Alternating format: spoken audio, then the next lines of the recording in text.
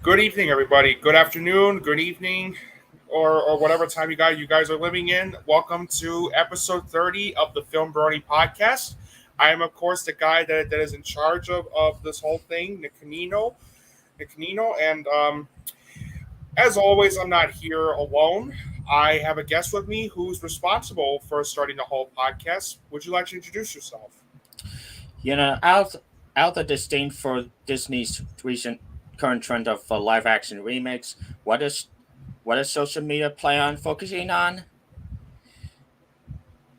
The color of Ariel's actress being slightly black.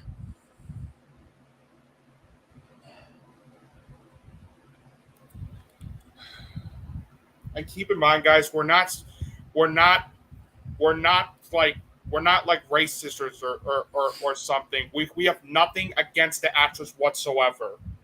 We're lambasting social media for what they're doing to the actress. It's disgusting. Seriously. It's disgusting, really. It's just look. I may not be look. Live action remakes have been mostly missed for me, but it's just like what they're doing to Haley Bailey at this point. I mean, Holly Bailey. I'm sorry. What they're doing to Holly Bailey at this point. This has gone too far. This is unacceptable. I mean, seriously. Hell, they're lambasting the original Ariel actress for defending her.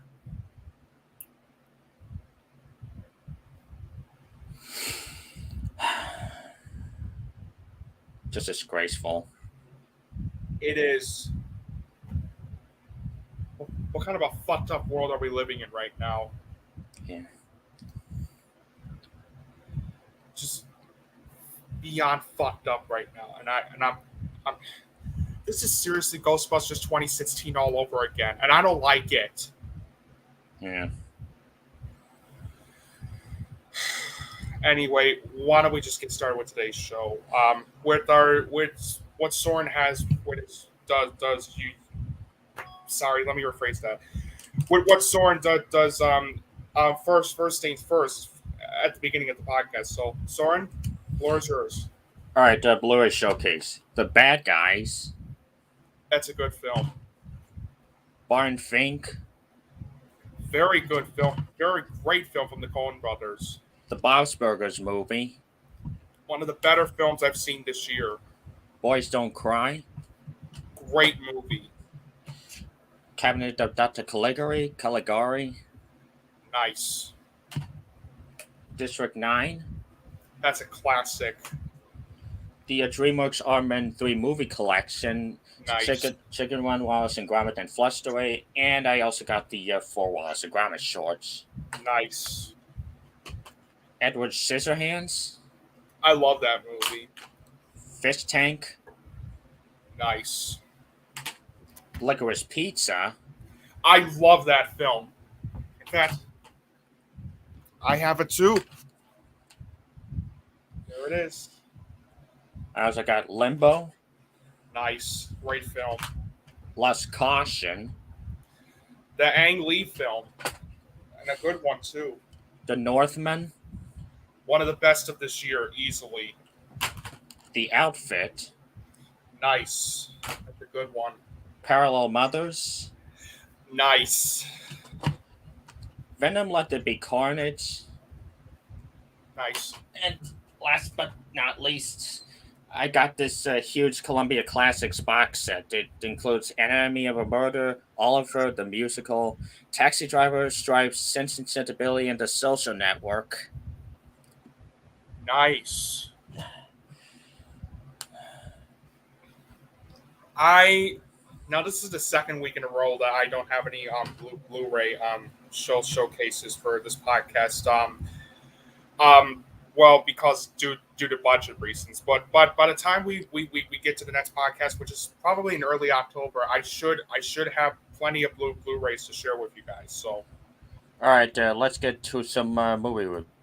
let's do it. Oh, sorry. Yeah, there we go. First up is Emily the Criminal. Audrey Plaza gives an Oscar caliber performance as a young woman who's willing to get rid of her student debt by any means necessary, to the point where she gets involved in this credit card scam. Not only are the performances stellar, but the music and sound mixing are fantastic, and John Penford's direction really makes you feel sympathy and tension throughout.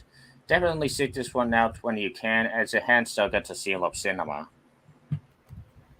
I saw it. This was the last movie I saw before making the best of summer list, and oh my goodness, what a powerful, gripping, and refreshingly unpredictable film this was. This gave me the Uncut Gems vibe as I was watching the whole thing, except where Uncut Gems dealt with dangerous gambling. This one dealt with credit card fraud, and how the story was structured with that theme was very well done. John Patton Ford crafted such an incredible crime thriller where it leaves you on the edge of your seat in suspense at not knowing what's going to happen next because of how many turns the film takes with the story and its main character. And that's what I loved about the writing and directing he did for the film. It is absolutely fantastic. The cinematography is fantastic. The musical score is fantastic. It's nicely edited through. The editing was terrific. It's very well paced throughout. The ending was absolutely incredible. And on top of that, not only was the acting fantastic, but you also have one of the year's best breakthrough performances I've seen this year by Aubrey Plaza as Emily. The way she brought the power and energy to her character was just nothing short of just remarkable. On top of that, Theo Rossi was also fantastic as Yusuf. Both of these actors are absolutely fantastic. Yeah, I love this movie. I think it's one of the best films I've seen I've seen from summer 2022 and of the whole year, and I give it a 9.5 out of 10 or an A. I love this movie. Next up is Fall, and to me, this movie is a tour de force. It really makes you feel for these two young women who are stuck on top of this tower with little to nothing to live off of, and their performances are stellar. Grace Caroline Curry especially needs awards consideration. Also, the direction is beyond superb, from the great cinematography and editing to the powerful music by Tim Despic and great sound design. So I say don't miss this one, as it's a hell of an experience, especially if you're afraid of heights. I'm giving this the seal of cinema. I didn't quite love it as much as you did, but I did enjoy. I did find Fall to be a solid film. Um, I think my only problems, what kept it from being a great movie for me, was the script and the fact that the characters are like the fact that the script like uses uses uses a lot of unnecessary cliches that you've seen in a lot of films before. One of which goes for the idiot plot, which if you've seen Roger Ebert's review of the and what it is, you'll probably know what I'm talking about. But yeah, I felt the script could have been a lot better with its dialogue and the way they presented the story. Also, it's the edit. Also, it suffers through some pacing issues, and like I said before, it does go for those cliches that we've seen in other films before. However, the film is well directed. The cinematography is fantastic. The musical score is good. The acting from Grace Caroline Curry, Virginia Gardner, Mason Gooding, Jeffrey Dean Morgan, and Dennis were the biggest reasons why I overall found the film to be a solid survival flick. Um, I didn't love it, but I did find Fall overall to be a solid film. If you're afraid of heights, oh man, you are in for an experience with this one. I give Fall a 7 out of 10 or a B.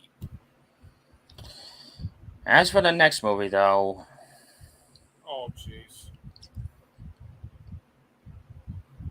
this is the first time in a while that I used this particular seal. Summering. Oh my god. Oh my. This movie was such a humongous train wreck. I guess this movie tries to be this coming of age story about these girls spending the last weekend of summer together, except it isn't. It keeps throwing in these elements of find a dead body and trying to figure out what happened to him and the ghost haunted them. What? And the four girls are. What can you say about them? They are not interesting, they're interchangeable, they're boring, and nothing they say or do is relatable or realistic. And I wouldn't mind so much, except by the end of all this, it leads to nothing. Like, nothing is accomplished. When I saw the end credits, I was like, okay, what was the point of all that?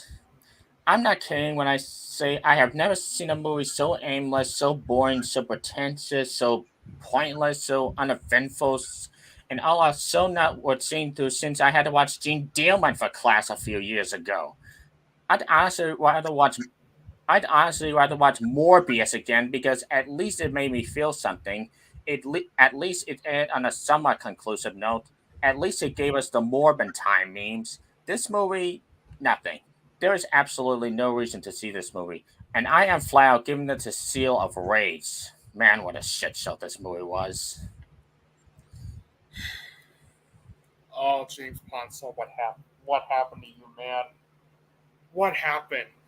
You went from one of the best films of 2012, which was smashed. Then you went. Then you also made one of the best films of 2013, which was the Spectacular Now. Then you made the excellent. Then 2 years later, you made the excellent The End of the Tour, and then you slipped off with The Circle. Although I can't really blame him at the least because I feel it's the studio's fault for like I feel it's more the studio's fault for the way the post production was handled. But now you have made what I consider your worst movie to date, Summering. The biggest problem with Summering is that this movie has no idea what it's even trying to go for.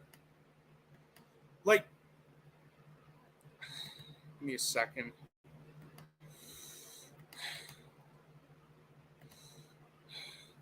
But the biggest problem is that this movie starts out fine. This movie starts out fine within the first 10 minutes of the movie, where it features like these four friends, these four girls who don't want to lose each other as best friends as the end of summer is approaching and they're moving on to sixth grade. Well, I did have some problem with the script and the way they handled dialogue. The first 10 minutes of the film was actually not that bad until they discovered the corpse, and this movie all of a sudden becomes a Stand By Me wannabe. A pointless remake of Stand By Me, I should say.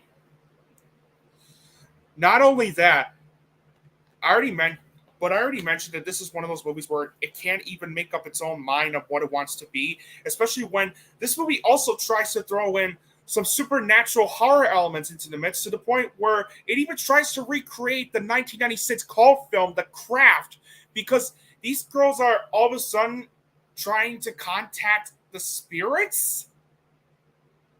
Like, what?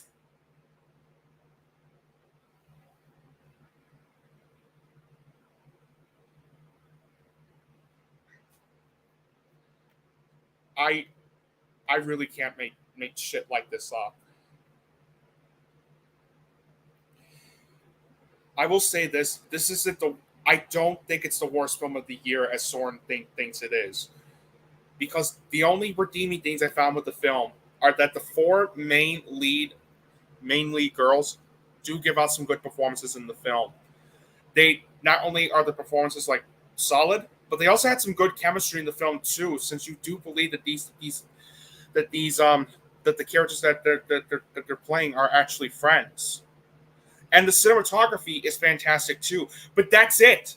Everything else is terrible, from its story to its script to its directing to its forgettable musical score. all over the place editing. It's as well as the pacing being all over the place as well, to the cliches that you've seen in other films before. And worst of all, one of those movies that not only feels rushed, especially with its ending, but has no idea what it wants to be whatsoever.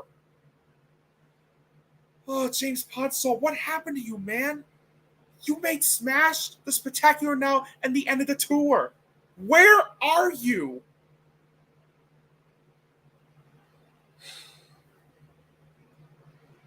Guys, I'm not even kidding. This is one of the worst films I've seen this year, and this is easily the worst independent film I've seen this year. It's cliched, it's inconsistent, it's pretentious, and it's above all a very messy film that had no idea what it wanted to be whatsoever. It's not the worst film I've seen this year, but Summary, without a doubt, gets a 1 out of 10 or a D minus. One of the worst movies I've seen this year, without a shadow of a doubt. Fuck this movie. Next up is Beast, and this movie tries to be a fun creature feature with Idris Elba facing lions in Africa, so it should be given to us on a silver platter. But this movie has some of the most cliched and boring characters in a movie like this, and there's little to no lion fighting in this movie. Most of it is just Elba trying to bond with his two daughters after a divorce, as well as them making some dumb decisions along the way. And it's got some crappy visual effects. Like, it makes Prey's visual effects on the animals look like the CGI Lion King remake. Oh, Overall, the CGI in this is so bad. overall, it's too stupid to be good, too boring to be so bad it's good, and it's an all-out waste. A waste of $35 million, a waste of Idris Elba's talent, and a waste of 93 minutes of my life. And I'm gonna have to give it the seal of disapproval. Yeah, I'm with you, Søren. This is one of those movies where it's too boring to be so bad that it's good, and it's just too stupid.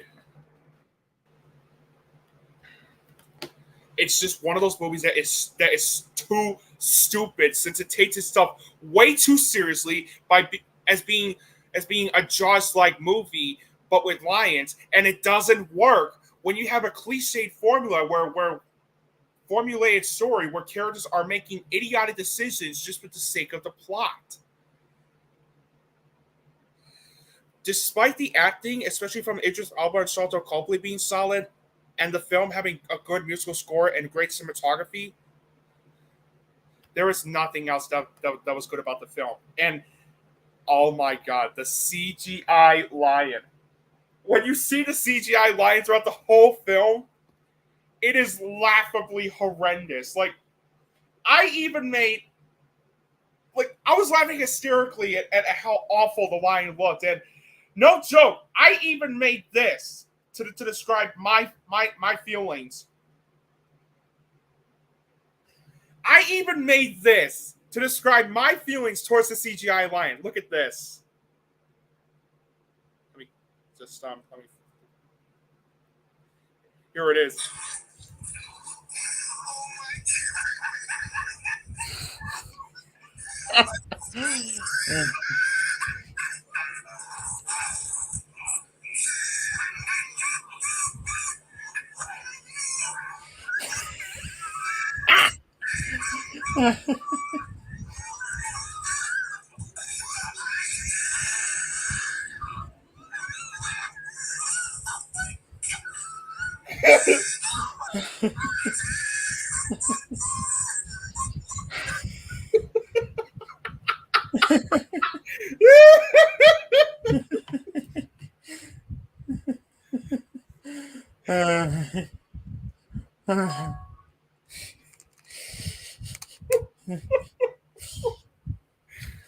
Oh my god.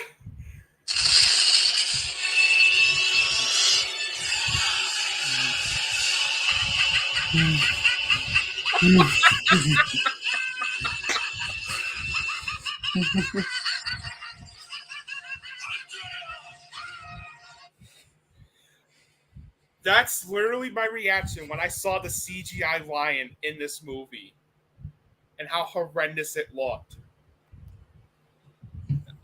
Oh my god, I like what the fuck? Yeah, guys, don't waste your time with Beast. It's one of those movies that is just too boring to be so bad it's good, and it's too idiotic by taking itself way too seriously and having a cliche formula where the characters are just making stupid decisions just for the sake of the plot. I would not recommend this one at all. 3 out of 10 or D plus. Really bad film. Do not watch. Now for a movie called Breaking, and this is one hell of a comeback for John Boyega, Oh yeah. giving us one hell of a performance as a Marine vet who's down on his luck. And the screenplay does a good job at showing us that what he does is wrong but understandable considering his motives. The score and direction are also stellar and worth recommending, and I'll give it the seal of cinema. This is one of the better movies I've seen this year. Not only is the acting, especially from John Boyega, terrific. Oh wait, I'm sorry. Let me rephrase that. I'm sorry. This is one of the better movies I've seen this year. Not only is the story well structured in the way it recreates the 2017 real life story of the late Brian Brown Easley, a former Marine Corps veteran who was in financial trouble. So, and he and who was concerned over the effects of this on his daughter, alongside the prospects of homelessness to the point where he threatens to blow up a Wells Fargo bank in order to receive payment he believes he is owed from the Veterans Administration. But the acting was absolutely terrific. John Boyega gives out one of the best breakthrough performances I've seen this year. He is so good as Brian Brown Easley. The way he performs that character is outstanding. And on top of that, Michael Kenneth Williams was absolutely terrific in this movie too. It's unfortunate though that he passed away last year, and this will be one of his final movies. And this is one of his final films that he was in, alongside another film he's gonna be in next year, which will be his final. But rest in peace, Michael. It's very well written, very well directed. The cinematography is fantastic. The tension feels real. The ending was very good, and it's nice. The editing was fantastic, and above all, I really enjoyed this movie a lot. Excuse me. I will say that the film does suffer through some pacing issues here and there in the middle, but that's really my only major flaw I have with the film. Everything else was very, very good, and I'm gonna give Breaking a 9 out of 10 or an A minus. One of the better movies I've seen this year.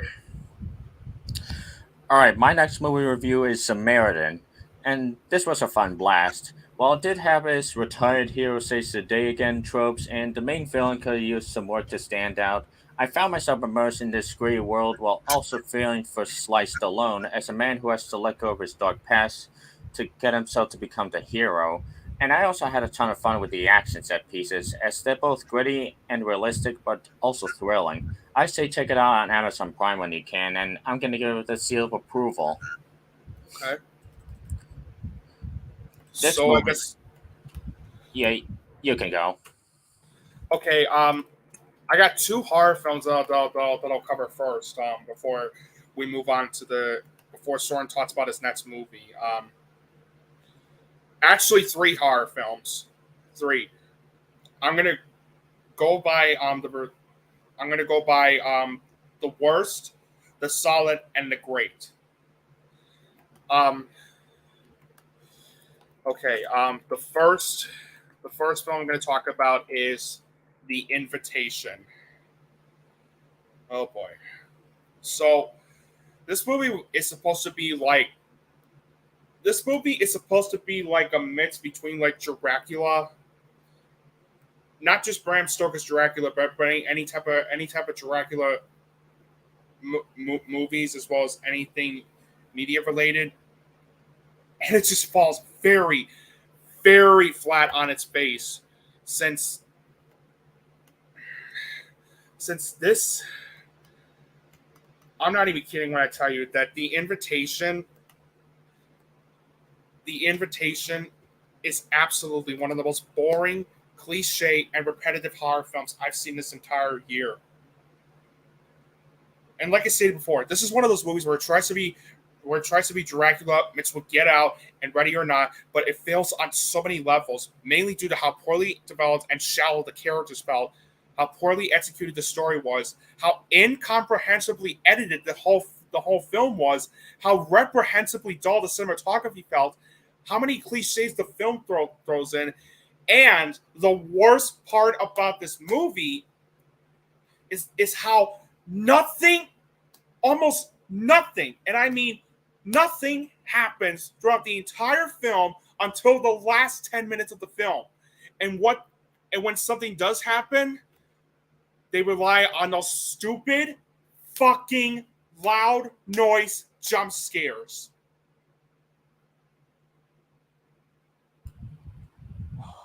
If I had a nickel for every horror film in the past few years uses cheap ass jump scares, I'd How probably many? buy Warner Brothers and try to save them. Yeah, really. Guys, how many times do I have to tell you over and over and over again that jump scares are not scary? If you're going to have a jump scare in a movie, you need to build tension. But when you're doing jump scares just for the sake of it, then you're ruining the tension you're trying to go for in this movie since it feels non-existent. Also, the movie is so predictable. Not only is the wedding thing really predictable, but I even predicted at the end of the film where the main character Evie would become a vampire herself. And sure enough, I was right. The only redeeming things I found in the film were that Natalie Emmanuel was the only actress in the film that actually gave out a decent performance as Evie, and the production value and the production design on the castle mansion was very good. It gave it a more gothic-like atmosphere, and that's what I loved about the production design of the castle mansion. But that's it. Everything else is absolute shit. It's not the worst horror film I've seen this year, and we'll get to that when we get to my number two. When we talk about the second worst film I saw that summer, but boy, it is one of the worst horror films I've seen this entire year, and without a doubt, like Summering, it's getting a 1 out of 10 or a D minus. Fuck this movie. All right, our next film is I'm going to talk about is the prequel to the 2009 film Orphan called Orphan First Kill. Basically, it takes place in the events before the first film, before Orphan, where we follow. Where, I'm sorry. Where we follow Esther, whom after orchestrating a brilliant escape from an Estonian psychiatric facility, travels to America by impersonating the missing daughter of a wealthy family. Yeah, I will say this: I like this movie. I haven't been a fan of William Brent Bell, especially given how he did one of the worst horror films of all time that had one of if not the worst ending I've ever seen in a movie, which was The Devil Inside, and how while The Boy 2 wasn't all by means a bad movie, its sequel on the other hand was an absolute shitfest. Orphan First Kill, I feel, is the first good film he has done. The first solid movie he has done. Yes, the story did feel a bit inconsistent, and the script does suffer through some bad character development. At times, does have some bland character development and really bland dialogue. And it does suffer through some pacing issues here and there, and it does go for those cliches that you've seen in other films before. But thanks to William Brent Bell's solid direction and Isabel Furman delivering such a fantastic performance as Esther or Lena, as well as a great performance by Julia Stiles, as well as great practical effects, excellent cinematography, good tension, the film's twist, and especially and when I mentioned the practical effects, I meant when in regard of how they de-aged Furman without using CGI, which was very well done, and an ending that was actually pretty solid. I had a good time watching Orphan First Kill, and for that reason alone, I give it a 7 out of 10 or B. And the last horror film we're going to talk about on this podcast is a movie that, while the film has been getting good reviews, it's somehow divided a lot of people with the way it portrayed, with the way the story was portrayed in the film. And it's called Bodies, Bodies, Bodies. This is the new horror film from A24. And it tells the story of a party game that turns deadly when a group of rich 20-somethings plan a hurricane party at a remote family mansion. It is also a look at backstabbing, fake friends, and one party that has gone very, very wrong. Now, I do understand why some people wouldn't enjoy this movie as much as I did. Hey, Christian, miss you too, buddy. Anyway, Austin gave it 1 out of 5. Yeah. I do understand why people wouldn't love this movie, would not like this movie. I do understand. The characters are really unlikable throughout, but I feel like that's the whole point of the film. You see, this film is supposed to be a satire while also being an intriguing whodunit movie, and it's also a brilliant satire unlike the Gen Z culture. And for the most part, it does a very good job at that. Yes, like I said before, all the characters in this movie are unlikable, annoying dickbags, which I can understand why some people wouldn't get on board with it. But they're meant to be like that and serve a purpose, since like I said before, it's making fun of Gen Z, and it also does a good job at not trying to make you feel sympathy for the characters, since although you understand why they would act like this, the movie doesn't excuse their actions. And to me, that's what I loved about how the way the story was structured in it. All the performances, especially from Amanda Stenberg, Maria Bakalova, Rachel Sennett, Lee Pace, and Pete Davidson were all great. And Sarah DeLaps's writing was very clever, since it carefully balances its black comedy and horror tones together successfully. It's also very well directed, very well shot, very well paced, very well edited, and the tension in this movie feels real, and it's got some very good humor added to the mix as well. However, there was one thing I did not like about the film, and that's the twist ending.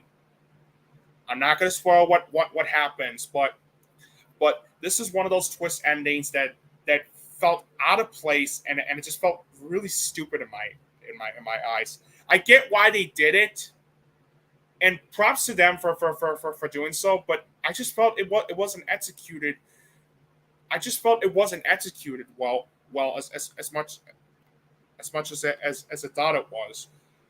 I did wish it ended on a more ambiguous note, like where in 3 Billboards Outside of Ebbing, Missouri. Like, for example, 3 Billboards Outside of Ebbing, Missouri, it ended on one of the on Frances McDormand and Sam Rockwell's characters going to find this guy, traveling to find this guy, and it ends right there. And this is one of those movies where it leaves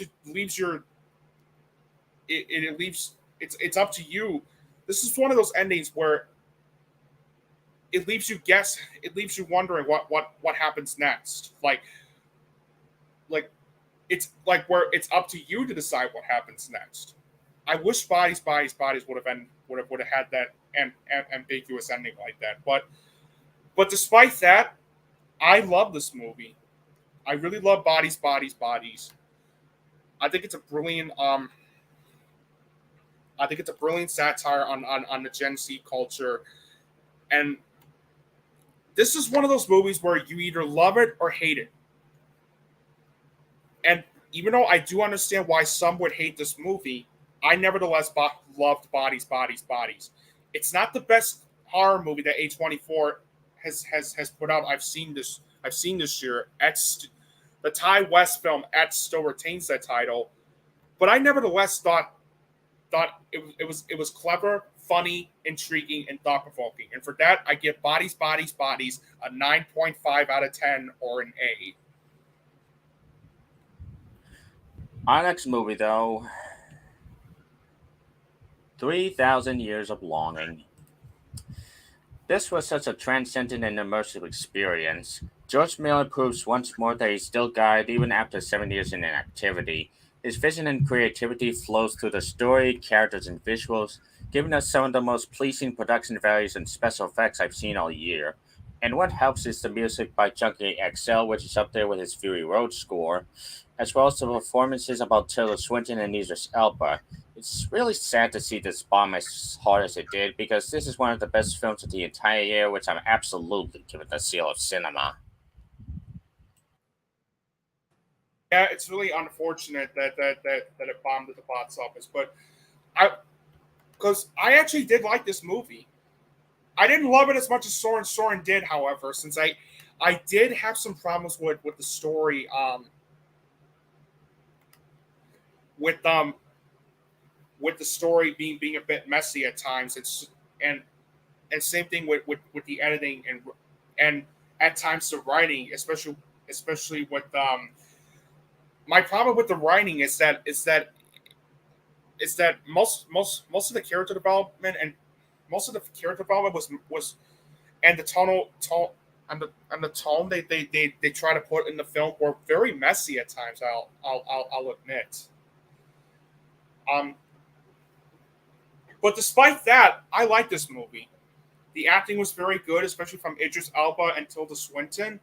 The musical score by Junkie XL was fantastic. The cinematography is beautiful. It's visually stunning, and although the concept of a genie granting a person three wishes has been done in other films before, I did like how it did add some originality to it as well. Not a great movie, but I did find 3,000 Years of Longing to be solid, to be a solid flick. For that alone, I give it a 7 out of 10 or B. My next movie, though, is the latest installment of the 56th Great Cinematic Universe, Oh, After fuck. Ever Happy. And Fuck. honestly, do you even expect me to give this a good review at this point? I mean, the No, last the last three movies have been so awful, and this one isn't much better. I will say that there are more scenes where they actually try to have some legit drama, but again, those scenes don't even go anywhere as the two leads just make up and get together again. The acting is still atrocious, especially with Harden's fake ass British accent. The soundtrack isn't even trying to sound natural. The sexual content isn't quite as awkward as the other ones, but it's still aren't worth sitting through an hour and a half for. And the fact that they already announced a sequel to this, in spite of them claiming otherwise in the past, just proves that Hollywood's not even trying with these things. You already know this is going to be bad, so skip this one like you hopefully skip the other ones. It just misses the lowest range to get the seal of disapproval.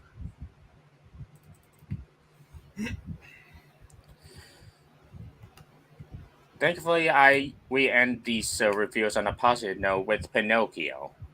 Apparently, this particular movie is getting a lot of flack as is common for a plethora of Disney remakes, but I'd be lying if I said I don't understand the hate. Hold on. Sorry about that. Just uh, uh, to me, this movie is pretty good. Robert Zemeckis makes his best film in years. by recapturing the spirit of the original classic while also adding some new stuff to enhance the story and flesh out the title character. I will say I was kind of skeptical when he decided to add the subtitle True Story to this while also casting Pauly Shore in the title role, but he sold me instantly the second he said this. I'm a boy and I'm alive! Father, tell me, when can I leave to be on my own? I've got the whole world to see. I want to meet other people. Oh my god, Pauly! I will say the best part is when the cat just out of nowhere shoots Pinocchio over the cannon. Oh, wait. I'm talking about the wrong movie again, aren't I? Yes, you are. Anyways, I gotta get back on track here. I know it's expected If for you a lot. let me tell you, if you thought he was annoying as Pinocchio, watch him in Biodome. That's his all-time worst. Yeah. Anyways, I know it's expected for a lot of Robert Zemeckis movies, but the visual effects are spectacular. I also give him props for not making Pinocchio look like something out of the Uncanny Valley like a lot of his CG films have been. I also really dig the music by Alan Silvestri, including some of the new songs he adds in. The performances are all stellar, including Benjamin Evan Ainsworth, who plays Pinocchio, and Tom Hanks, who's just perfect as Geppetto. I will say there are a couple jokes I felt were completely unnecessary, as well as a couple plot points that go nowhere. But this is the most underrated film of the year and one of the better films this year. I'm gonna give it the seal of approval, but let's just see how Guillermo del Toro's version fares up in a couple months. Yeah, honestly, that's the one I'm excited. I'm excited for the most later this year. And now for the main All event. right, it's that time, guys. We covered all the movie reviews, and now it's time to cover the 10 the 10 worst and best movies that Søren and I saw this summer. Now, like with our usual list on the worst and best films, we this is how we usually go by: 10th worst, 10th best, 9th worst, 9th best, and so on. And also keep in mind as well, these are just the movies that Søren and I either loved, that either Søren and I hated or loved. If you disagree with any of the choices on the list, that's totally all right. Please understand that this is our subjective opinion, and that you are allowed to express your own on what you feel are the worst and best films that you saw this summer are. And I'll be honest with you guys, summer 2022 was an absolute train wreck. Or it was. I mean, in my 9 years, in my 9 years, I've been doing movie reviews. This is one of, if not the worst summer movie seasons I've experienced in quite some time. Yeah, it was really lacking. I mean, I cannot begin to tell you how many films that Søren and I saw this year that were either like disappointments or just overall just bad movies that came out this summer. This summer, either bad movies or just downright disappointing ones. Yeah, but yeah, this summer was just an absolutely terrible. But before we get to our individual list, we're going to list off some dishonorable and honorable mentions. Now, like with the previous list, I didn't see that many awful movies this summer, so these dishonorable mentions and even some of the movies in the main list aren't terrible per se, but they're mediocre enough to make the list. Anyways, my dishonorable mentions are DC League of Super Pets, some good jokes, but some really bad jokes. The Forgiven, that was just forgettable, more like the Forgetful, and Lightyear. All right, I have four dishonorable mentions, and oh boy, I'm gonna piss some people off with this first choice. My first dishonorable mention, I did like this movie at first, but then it got worse and worse and worse. And while I'm happy that most people, including the critics, really enjoyed this movie, I wasn't able to, sadly. My first dishonorable mention, I'm sorry, but Cha Cha Real Smooth is the most overrated film I've seen this year so far. Although the film is well directed, although the film is very well directed and very well acted, especially from Dakota Johnson, Cooper Raiff, Brad Garrett, and Leslie Mann, and the film does have a couple of humorous moments here and there, as well as a good soundtrack, great cinematography, and a terrific representation of a character with autism. Seriously, Lola is one of the best movie characters I've seen in the movie this entire year so far. And this is one of the best. This is one of the best portrayals of a character who has autism I've ever seen in the movie.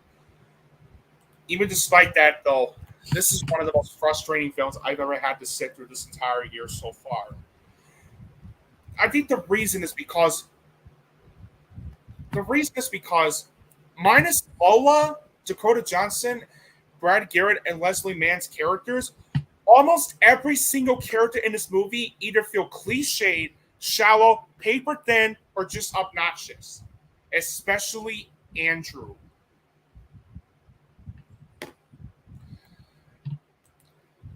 And keep in mind, I'm not trying to pick on Cooper Raiff. He did a very good job portraying Andrew in the film. It's just Andrew is one of the most obnoxious and immature characters I've ever seen in a movie this entire year so far.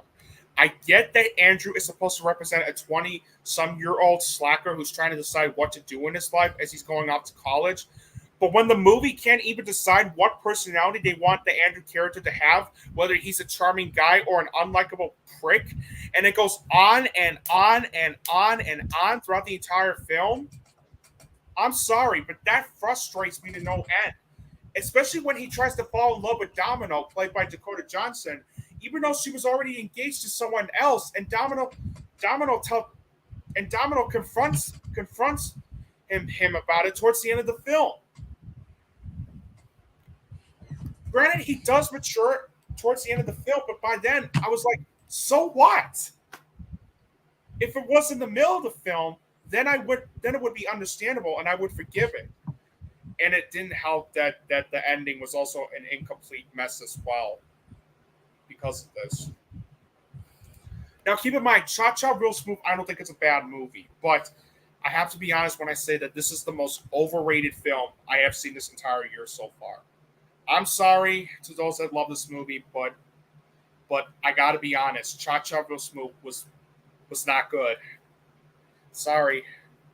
My next dishonorable mention is Minions: The Rise of Gru. While not as poorly structured and annoying as the first Minions movie, this was nevertheless one of the most pointless movies I've seen this entire year, especially given the fact that if you've seen the first three Despicable Me movies, you would already know that Gru, voiced by Steve Carell, was already a good guy in the first place.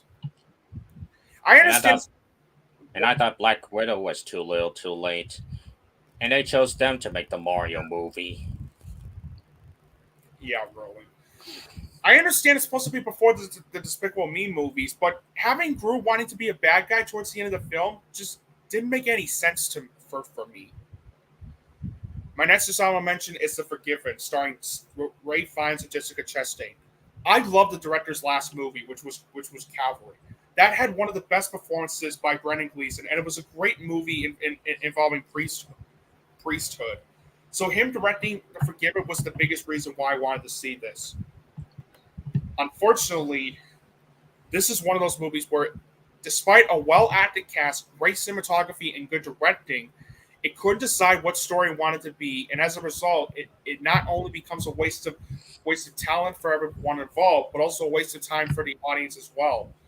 And it also has one of the dumbest endings I've ever seen in a movie this entire year. Yeah, The Forgiven was just really forgettable. And my last dishonorable mention, this was originally going to be in my top 10 before another film took the spot, but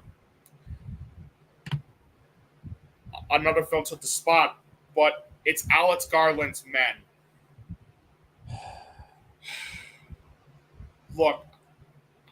Look, this movie was just, long story short, this is one of those movies where it clearly had no idea what it wanted to be.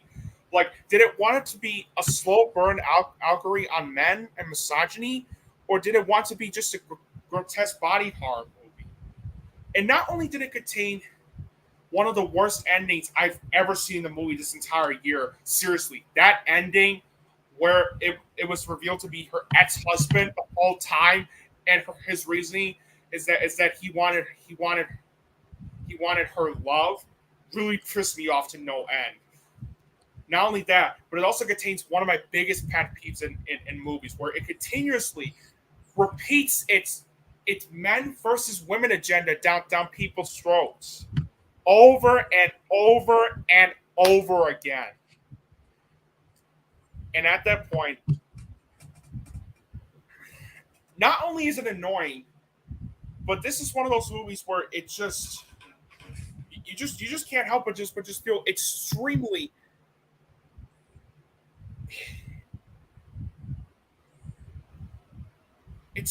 like frustrated at the way they're doing this. And no joke, this was literally my reaction to everything that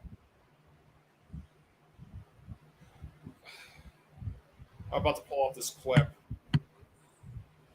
No joke, this was literally my reaction to when they did this whole thing. Hold on.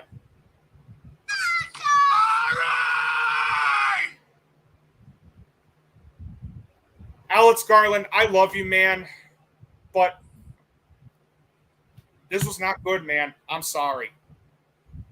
So that's it for the dishonorable mentions. Let's go ahead and list off our honorable mentions. It's gonna die inside when I list these first couple. Happening, Thor: Love and Thunder, Samaritan, Prey, the Bob's Burgers movie, and Breaking.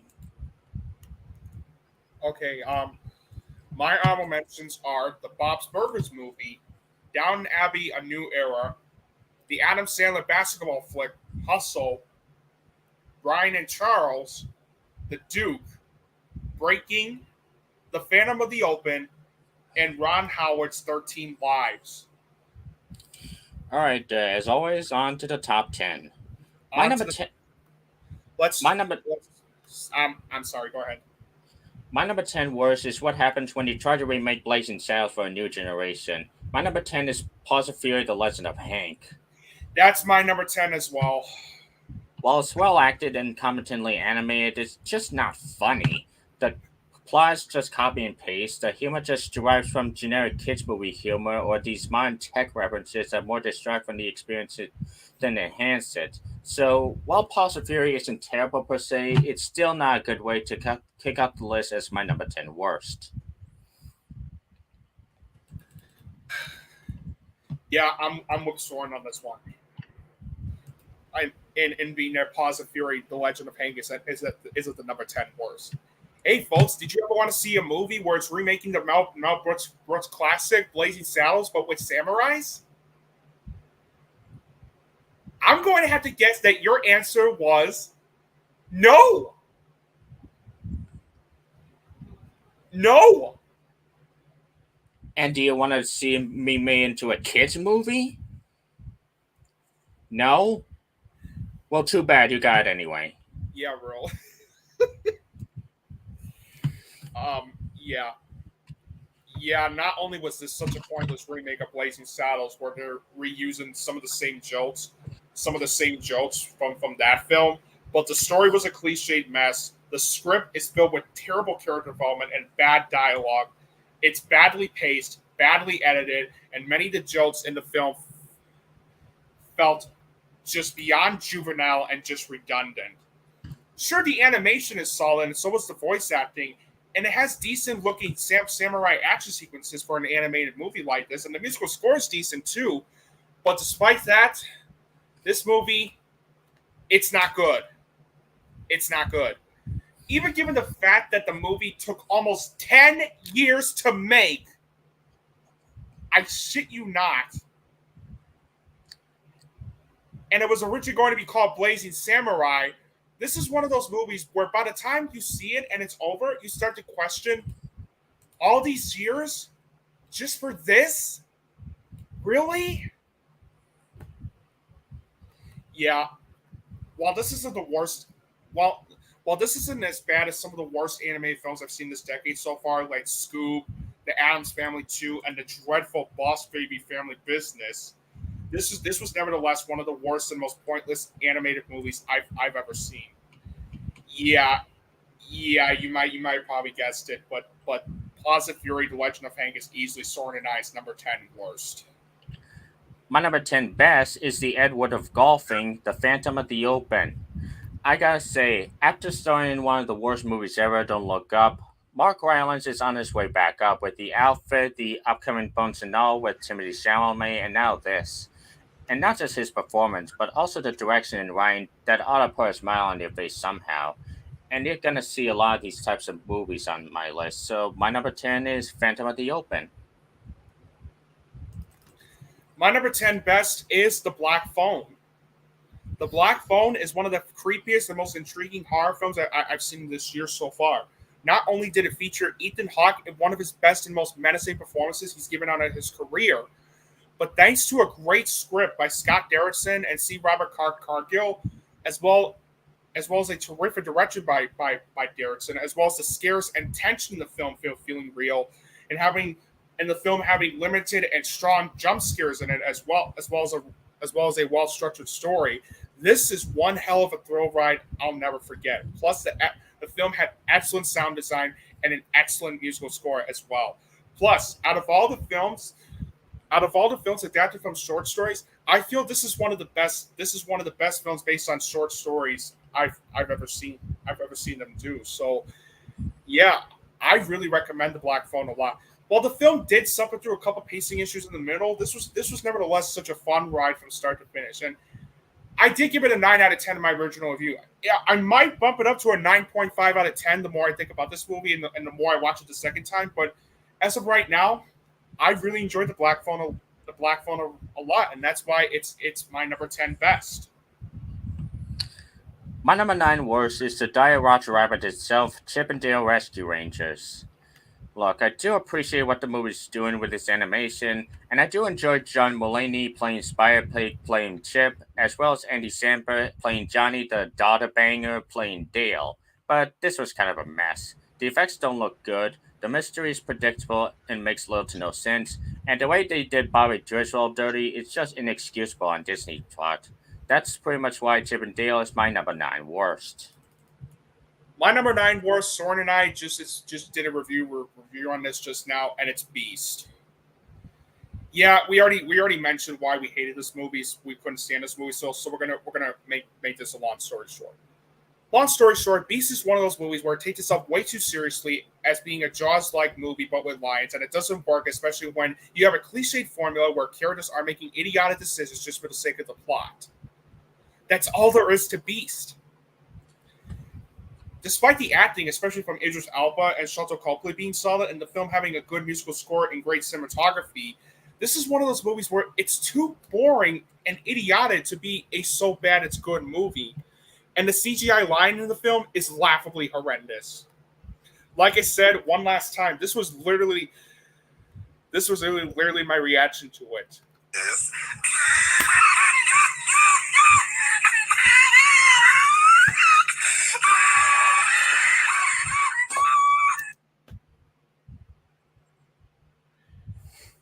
Yeah. My reaction to the CGI lion. I shit you not. Oh my.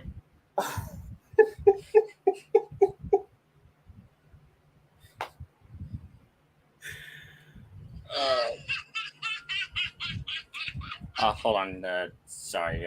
Let me do it again. Uh, yeah.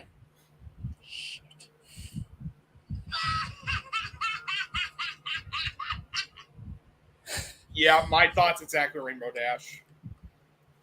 Yeah, Beast was just really stupid.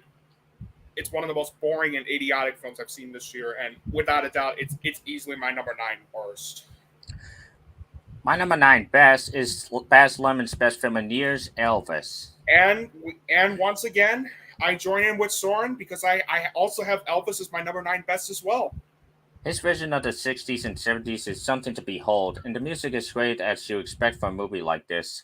Tom Hanks is sinister as the Colonel, but Austin Butler steals the show as the titular role. He better get an Oscar nod for this.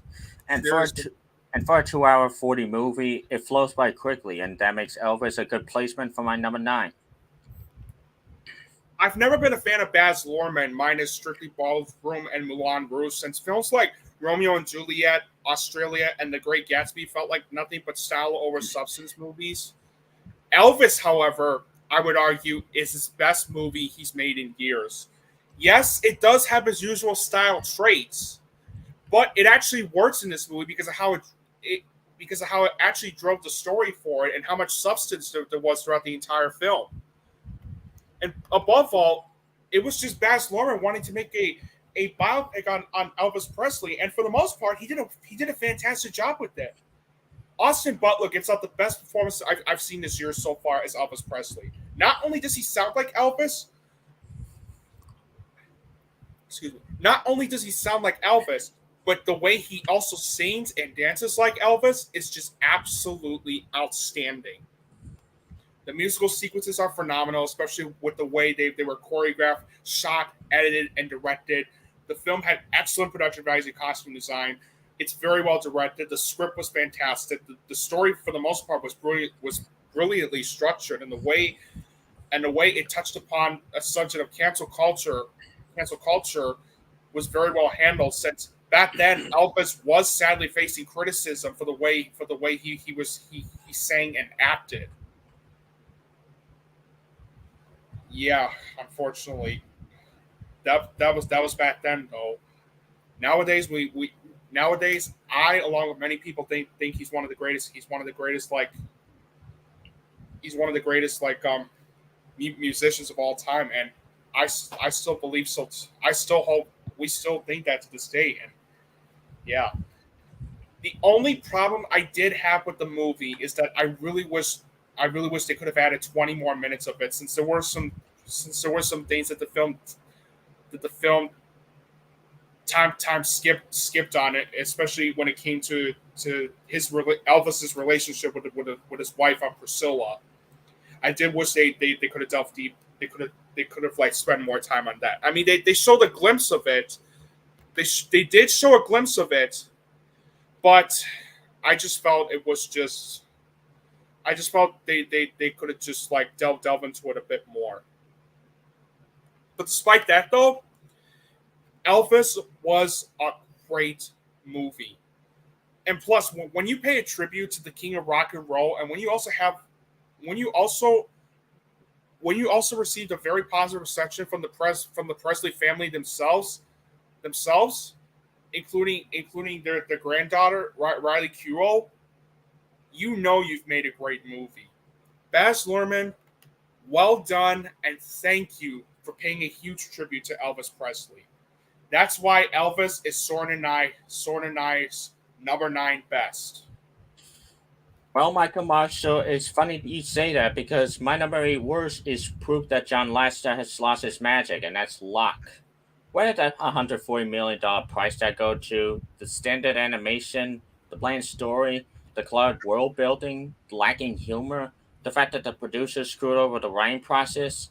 Either way, this is one of the worst animated films of the year. Not quite as bad as Buck Wild or Hotel Transylvania 4, but still my number 8 worst this summer. Okay. My next pick is going to be a controversial pick.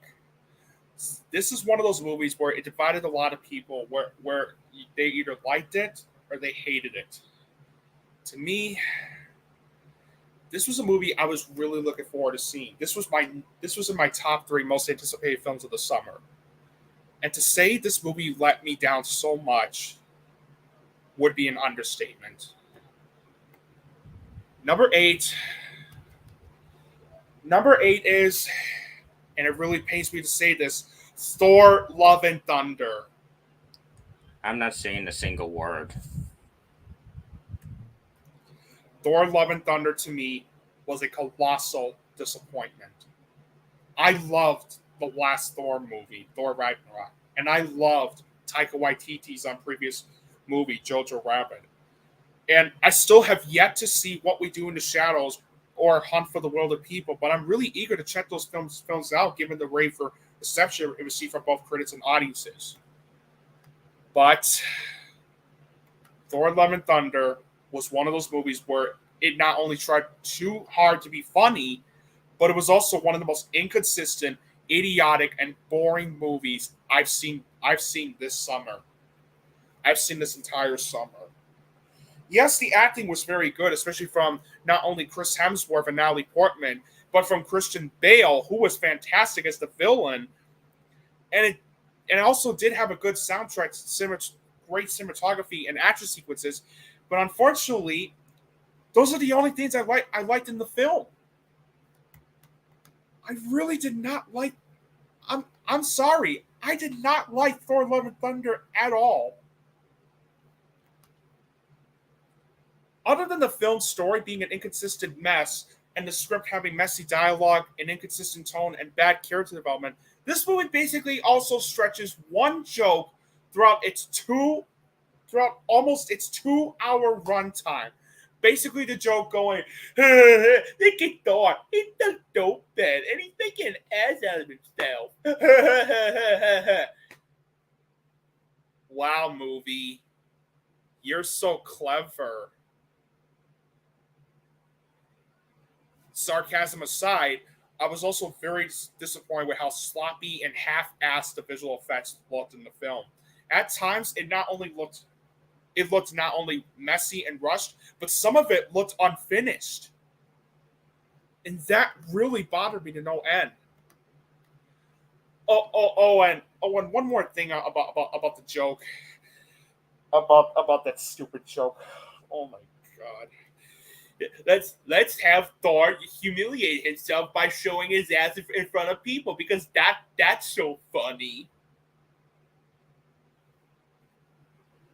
Give me a fucking break. This is not. I feel this is just nothing but. Oh my god.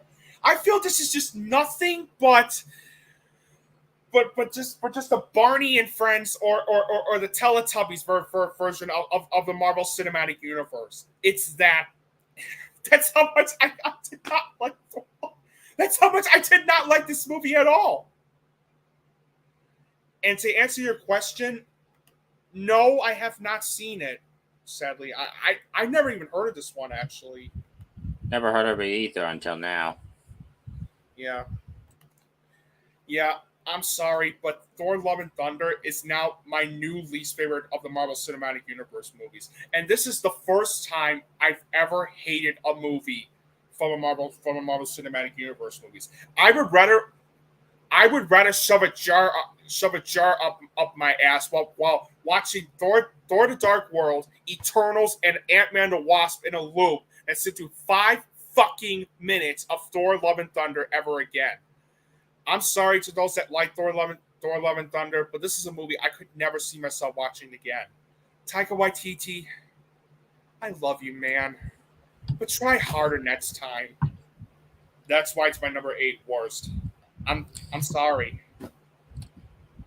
My number 8 is like the start of a comeback for this iconic duo, Beavis and Butthead do the universe. Look, it's just everything you loved about them in the 90s. It's dumb humor with smart commentary, with some stellar animation for a straight-to-Paramount Plus movie. And seeing this and the first couple episodes of Revival proved that Mike Judge has still got it, and thus it deserves the number 8 spot. Now, if you excuse me, I need TP from my bunghole.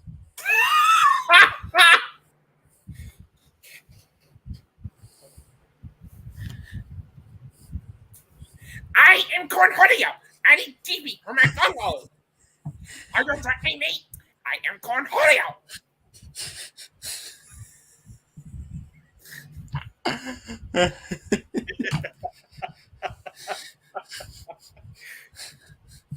Oh my goodness.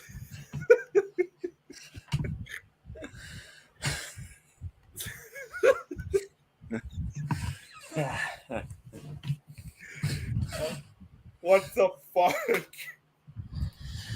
Oh my god. Anyway, my number 8 best is the most surprising movie I've seen this summer. Mrs. Harris Goes to Paris. Yes, it does have its share of predictability in it, which is my only problem I have with the film. But I nevertheless found Mrs. Harris Goes to Paris to be one of the most delightful, charming, and moving films I've seen this summer. Leslie Manville was fantastic as Ada Harris. Not to mention, you also got wonderful performances from Isabelle Huppert and Jason Isaacs. The production values and costume design are absolutely terrific. The script was excellent. It's very well directed. I love the way the story was structured. The cinematography was gorgeous, and it also has one of my favorite endings I've seen in the movie this entire year so far.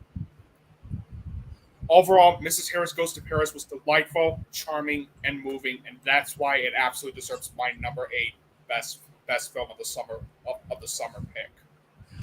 My number 7 worst is cheap Oscar bait at its finest, Operation Mincemeat.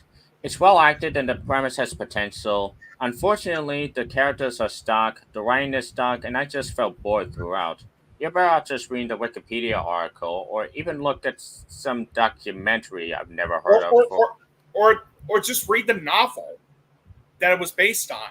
Yeah, because this isn't worth going on Netflix for. Hence, number 7. Okay. Let me check one last time my list. Okay. My number 7 pick. Oh boy, this is one of those movies where this is one of those. What would a worst of list be without a bad? Let me look this up really quick. I'm sorry. What would a worst of list be without a movie that's based on a young adult novel? Yeah, number 7 is Where the Crawdads Sing. I'll talk about it later. Yeah, how many of you guys actually heard of this one or even saw it? Like, really? Where the Crawdads Sing was one of the most boring, mean-spirited, and inconsistent movies I've seen this entire year so far. Not only does the main character get ridiculed for something she didn't even do at first, but do you want to know what's even worse than that? When the movie actually throws an unbelievable curveball by throwing an ending involving the Firefly thing, where even despite pleading not guilty, it was implemented that she was responsible for planning to kill Chase the whole time. And because of that, it felt like the movie just manipulated you into feeling sympathy for the psychopathic character. Granted, the book did this too, but still, it was just unnecessary. And by the end of the film, you're just left feeling cheated and confused at what the hell you even watched. While the film is well acted, especially from Daisy Edgar Jones, who was the biggest stand of the whole film, I should add, and the film did have great cinematography, that's not enough to save this film from being a boring and forgettable train wreck throughout. Yeah, Where the Crawdads Sing is just a colossal train wreck, and that's why it's my number 7 worst.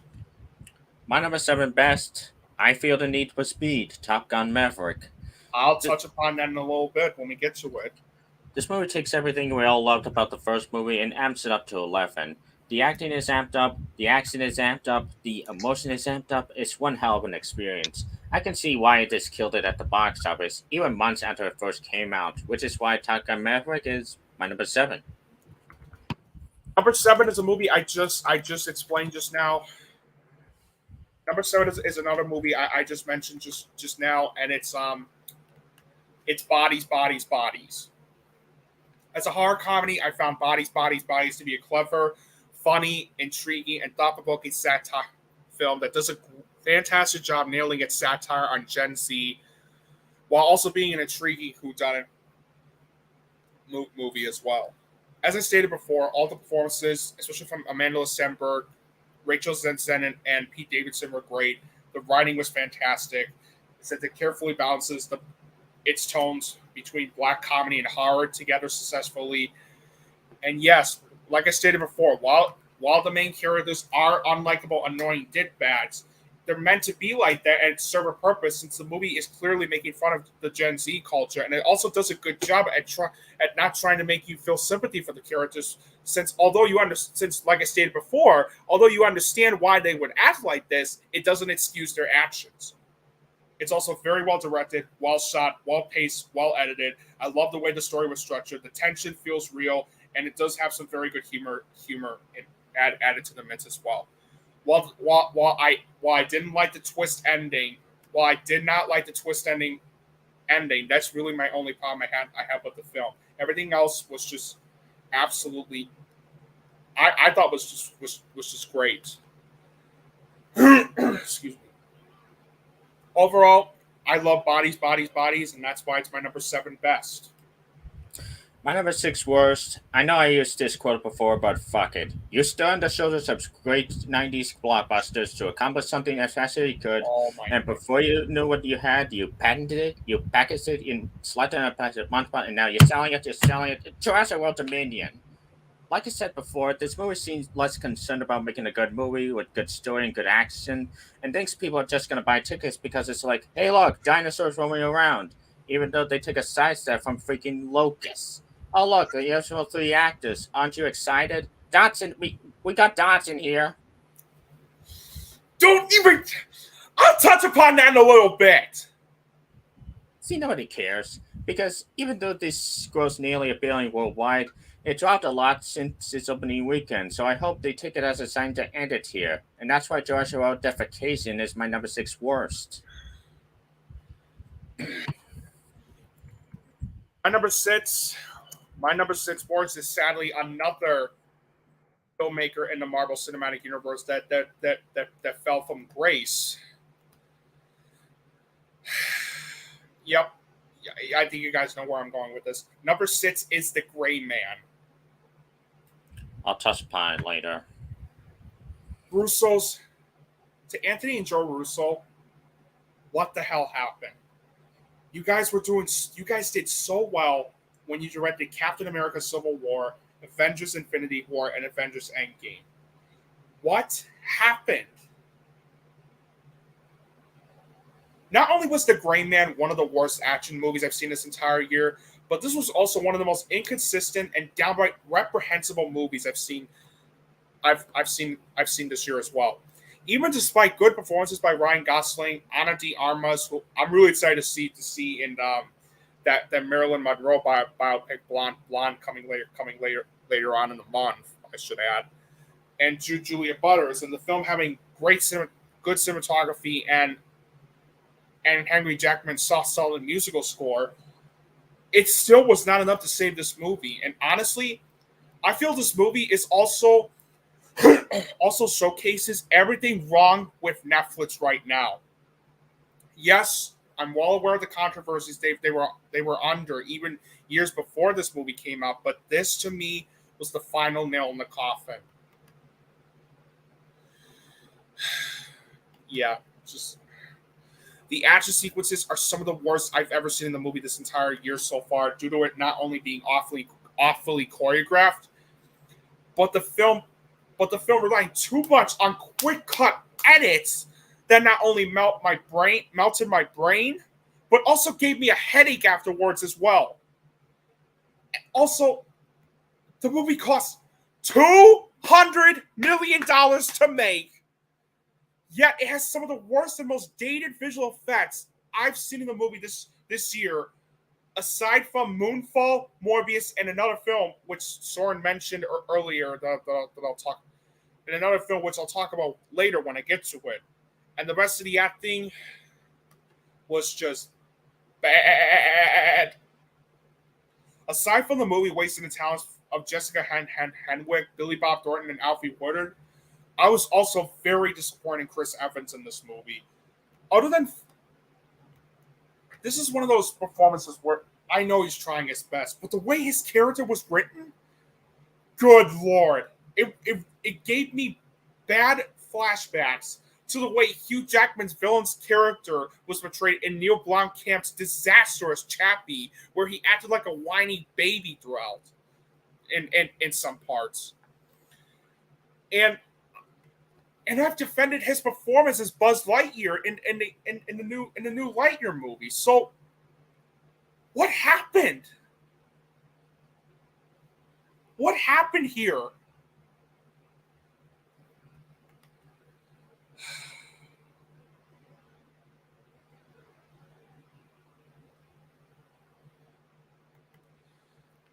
$200 million to make, and this was the best they could come up with? Really? Yeah, this is easily up there with Adam McKay's Don't Look Up and Ron Howard's Hillbilly Elegy as being one of the very worst Netflix movies I've ever seen. Netflix, you better hope Blonde, Guillermo del Toro's Pinocchio, and Noah Baumbach's White Noise will redeem you later this year, because I really hate what you're doing right now. Yeah, The Gray Man is easily my number 6 worst film of the summer. This movie was just bad. Do not watch this. My number 6 best is This Generation's Wallace and Gromit. Until This Generation's Wallace and Gromit movie in a few years, but for now we got Brian and Charles. This is another one of those feel-good movies with David Earl as this lonely inventor who goes on various misadventures with this quirky robot companion. The direction and soundtrack are also charming and bound to make you feel something inside. Therefore, Brian and Charles is my number 6 best. My number 6 film is a documentary film. It's the only documentary film on the list, and I know, like with Elvis and Mrs. Harris Goes to Paris, that I might be in a minority on this one, but I would be lying if I didn't say that I loved Hallelujah, Leonard Cohen, A Journey, A Song.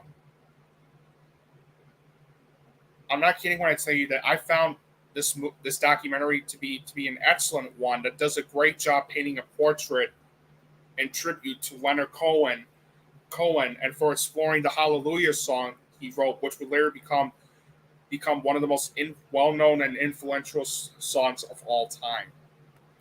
I love the interviews that were shown in the film. I love the way the documentary was structured. The directing was excellent. The soundtrack was fantastic as always. The cinematography, even with its archival footage shown, was fantastic too. It's very well edited and well paced. And by the end of the film, it leaves you not only appreciating Leonard Cohen for all that he did, including writing the Hallelujah song, but also respecting him as well.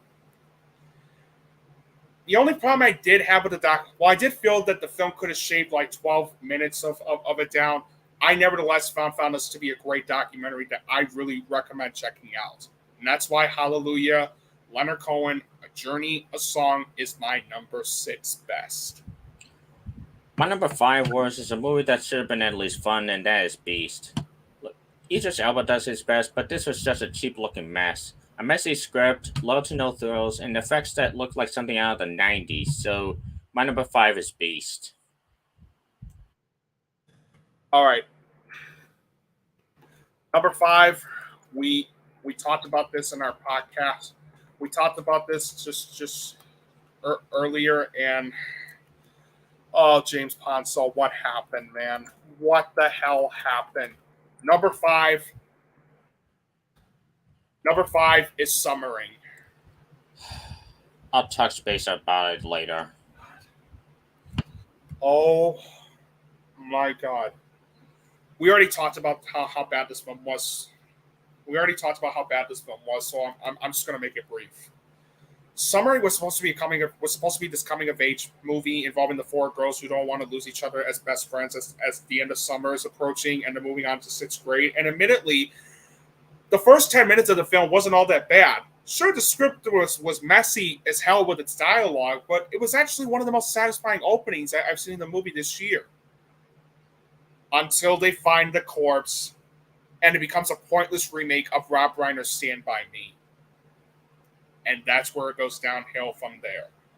Not only that, but this is one of those movies where it can't even make up its own fucking mind on what it wants to be, especially when it tries to throw in some supernatural horror elements into the mix to the point where it even tries to recreate the 1996 cult film The Craft, all because these girls all of a sudden are trying to contact the spirits. Like, what?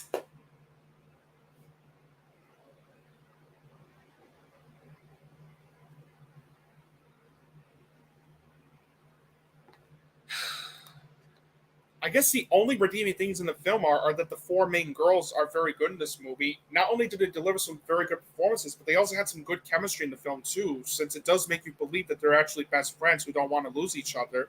And the cinematography is beautiful too.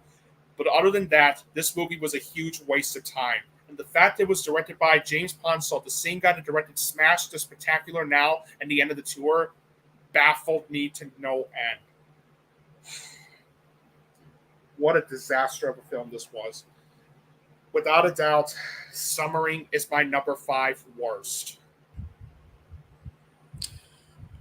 Any as Stranger Things fan, it Beast did feel a bit tame for an R-rated movie. And no, I have not seen The Woman King yet, but I will. As for my number 5 best, it's this generation's 127 Hours Fall. Great performances, great direction, and great tension all make for a hell of a white knuckle experience, especially if you're claustrophobic. I pretty much said it all before, so Fall's my number 5. Number 5, my number 5 best is Emily the Criminal. Which is my number 4, which I pretty much said it all, so go ahead. Okay, so I guess since Soren's number 4, I'll go over really quickly on why Soren and I chose this as not only my number 5 but his number 4. So let's just go ahead and do this.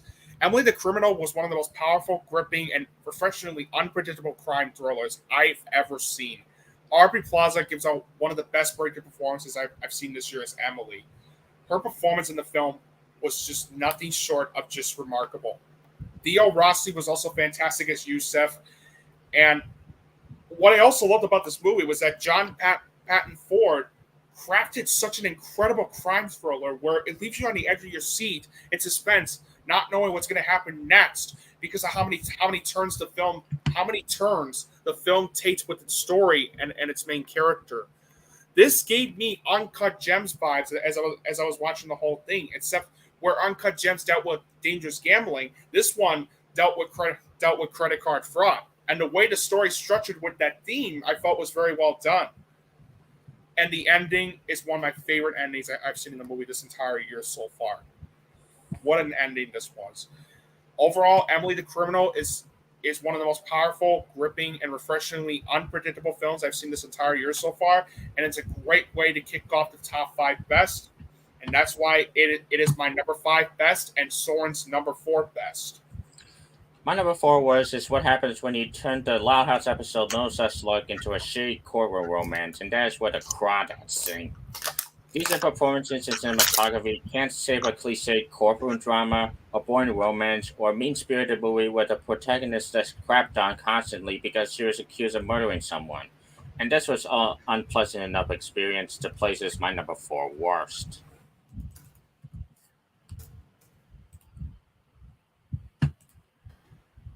And to answer your question, Eddie, I honestly think that Grand Theft Auto being PG-13 would be a bad idea. And plus, we already have a PG-13 Grand Theft Auto, and it's called Free Guy. And Michael, I'm kind of optimistic since Barbie is being directed by Greg Gerwig. And Noah Baumbach is one of the writers for the film. So, yeah, I'm also keeping an open mind on that one too. Okay, my number 4 worst. Yeah, you knew this was going to be on the list, and this was an absolute chore to sit through. Number 4 is Easter Sunday.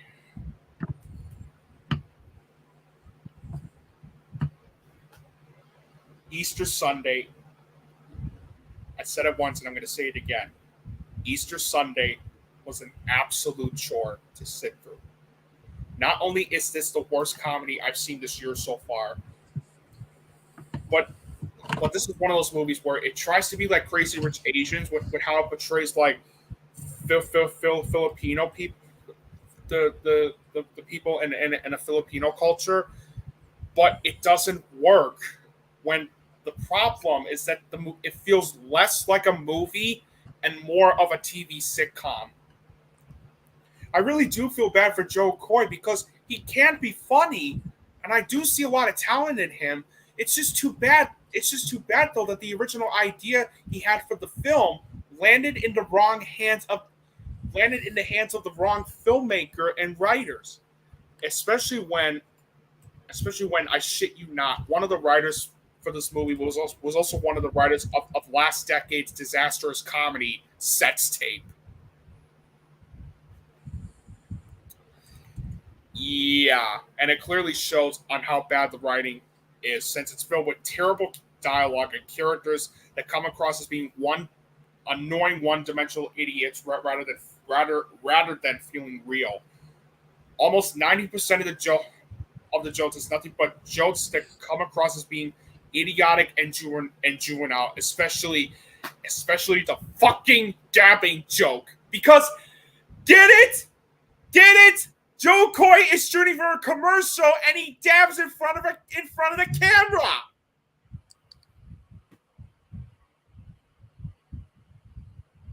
You get the joke?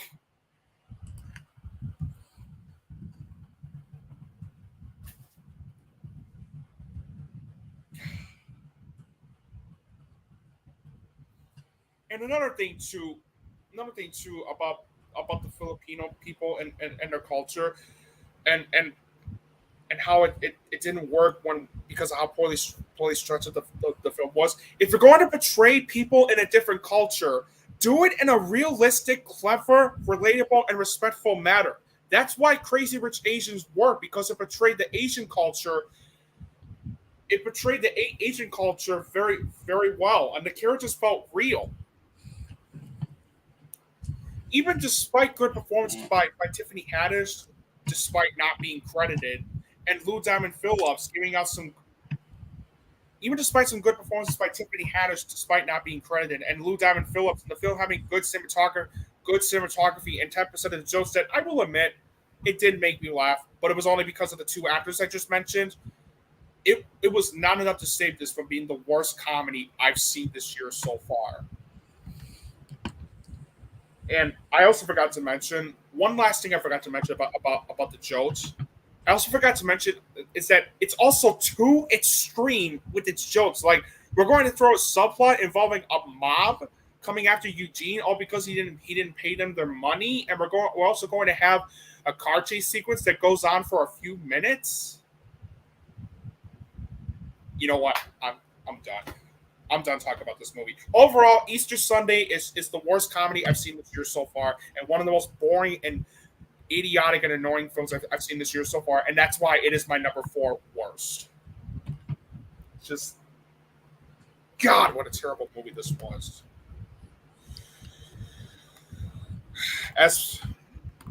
So we already explained the number 4.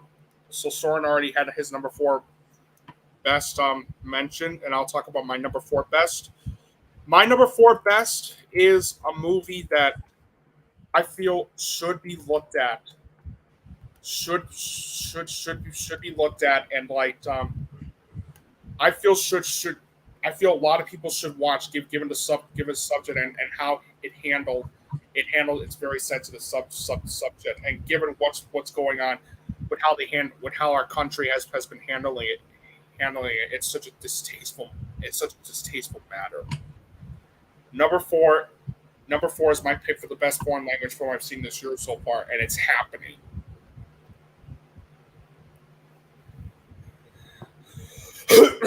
Not only is Happening the best foreign language movie I've seen this year so far, but due to how well crafted, well structured, and well handled the film covered the themes of abortion and how it looked at the consequences of making it illegal, I would argue that not only couldn't they have made the movie, not only couldn't they have the movie come out at such a better time, but I feel this is one of the most important films I've ever seen in my life. Like Never Really Sometimes Always, which was one of the best movies I saw from 2020. This movie does a fantastic job with the way it handled the subject of abortion in a realistic, honest, and respectful manner. And Anna Maria Vadolo I'm sorry if I mispronounce your name, but she gives out one of the best performances I've seen this year as Anne. Not only was her performance in the film absolutely fantastic, but you sympathize with her character because of how real she felt, and it makes you think that if you were in her shoes, you would be facing the same dilemma as well. Although I will say that the film is not an easy watch because of the subject matter. Not only because of the subject matter, but because of what happens within the last 20 minutes of the film, which even though it was hard to watch at times, my jaw dropped at what was happening. Like, holy shit. Wow. This is one of those movies that I feel people should not only watch this movie, but also talk about it too. Overall, it's one of the best films I've seen this year, and it's one of the most powerful, haunting, riveting, and thought-provoking films I've seen this entire year too. There was a reason why it won the Golden Lion Award at last year's Venice Film Festival. Because when you have a movie that covers a very sensitive subject like this and do it in a well-detailed way by showing the consequences of making abortion illegal while also covering the subject of abortion in a realistic, honest, and respectful manner, then you have one of the most powerful and well-crafted movies I've ever seen. And that's exactly what happened when I saw Happening. And without a doubt, Happening is my number 4 best. Great movie.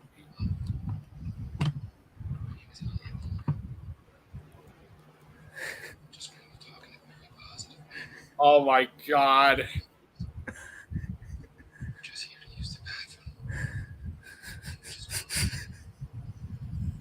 okay.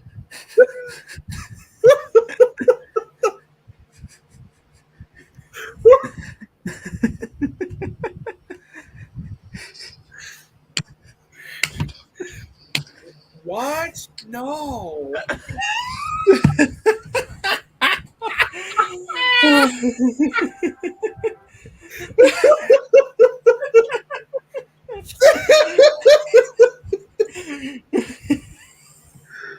Couldn't resist. Couldn't resist. What kind of show are we running all of a sudden? I don't know, man.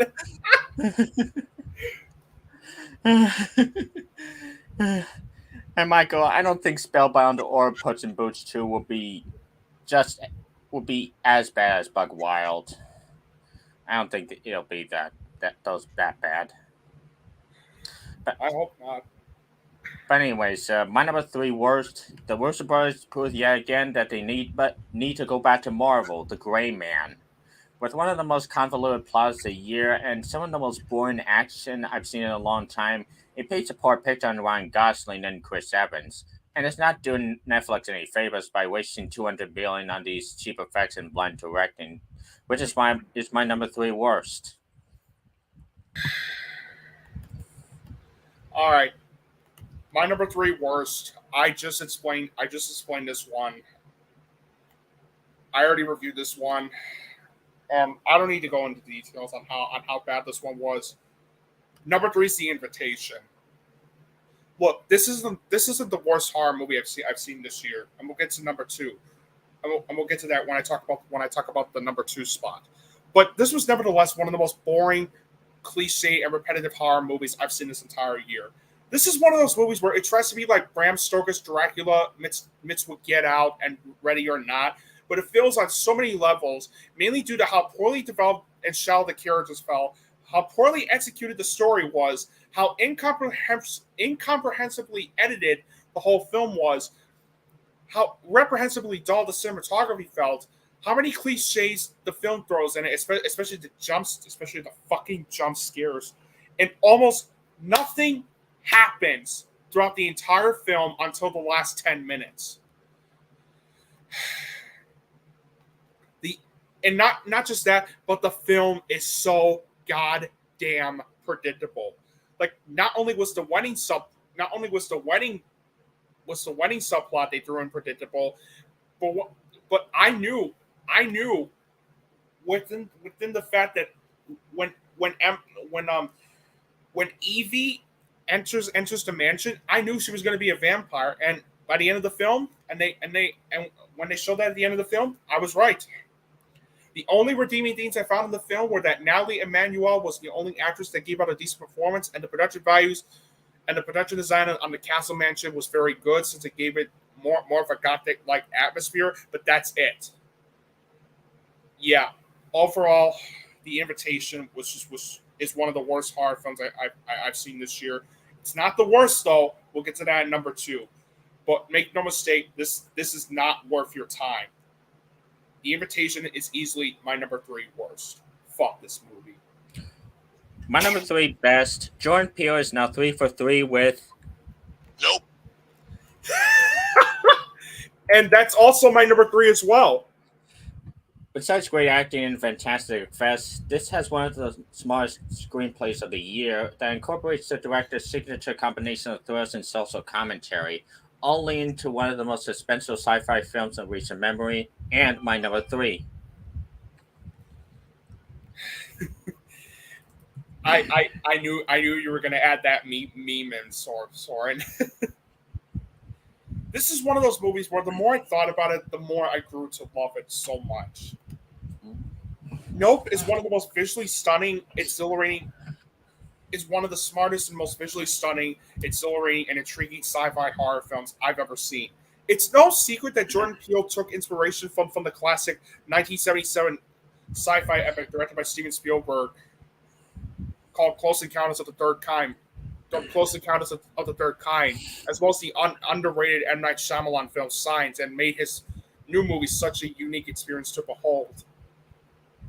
Not only are the visual effects in the film absolutely incredible and some of the best I've seen in the movie this entire year, but the acting, especially from Daniel Kaluuya, Kiki Palmer, and Stephen Yeun, are all terrific. And not to mention the cinematography done by the same cinematographer that did Dunkirk is one of the best I've seen in the movie this entire year. I love the way the story was executed and structured. Jordan Peele's script and directing were both smart and clever and fantastic. The musical score was haunting and incredible. The editing was terrific. It's very well paced throughout. And it also has one of my favorite endings I've ever seen in the movie this entire year, too. So overall, nope. More like, yep. Sarcasm aside, I thought Nope was one of the most exhilarating sci-fi. What was one of the smartest and most exhilarating sci-fi horror films I've ever seen. And between this, Us, and his first film, Get Out, I cannot wait to see what Jordan Peele does next. That's why Nope. That's why Nope is Søren and I's number 3 best. Number 2 worst is a movie that gets worse the more I think about it. Alex Garland's Men. Look, it started out promising, but the more it went on, the more it showed its true colors as a pretentious and overly misogynistic poor fest, with scenes that go nowhere and other scenes that are just there for grotesque filler. I hope it's just a fluke for Alex Garland because I loved his other films. And I thought this was an easy number 1 until one movie came around in August and topped it. This movie's just lucky is only number 2 on my list. Number 2, I already mentioned this, that I would have the worst horror film of the year, and here it is. Number 2, it's the worst horror film I've seen this year, and it's Firestarter. Excuse me. Oh my God, Firestarter. Now, granted, the original Firestarter movie from 1984 starring Drew Barrymore wasn't a great movie, but the acting from her, David Keep, and all the others, including Art Carney, Martin Sheen, and George C. Scott, and the film having great fire effects from back when it was first released, and a fun, if at times cheesy third act, were the biggest reasons why I found the original film decent. The 2022 remake, on the other hand, however, was such a gigantic abomination on so many levels. I feel so sorry for the actress playing Charlie in the film. Her name is Ryan Kira Armstrong, and she does her best in the film. Unfortunately, due to how poorly written her character felt, her talent was just horribly wasted. Zac Efron and Gloria Reuben both gave out some of the worst performances I've seen this entire year, and And worst of all, the film looks embarrassingly cheap, especially with the visual effects on the fire.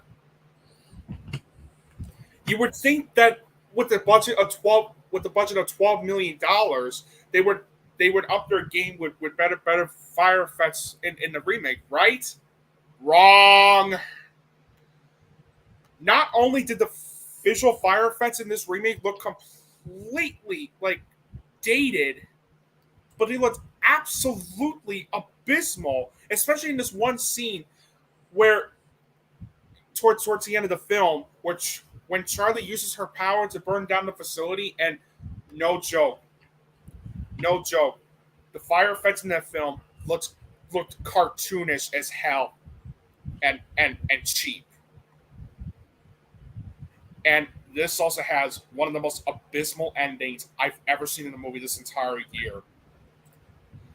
I already talked about how awful this ending was, so I'll just give a brief glimpse of it.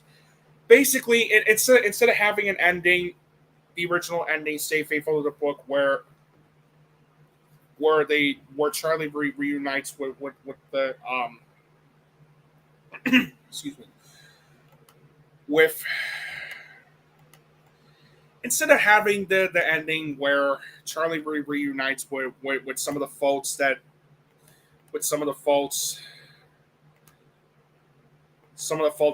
at the farm.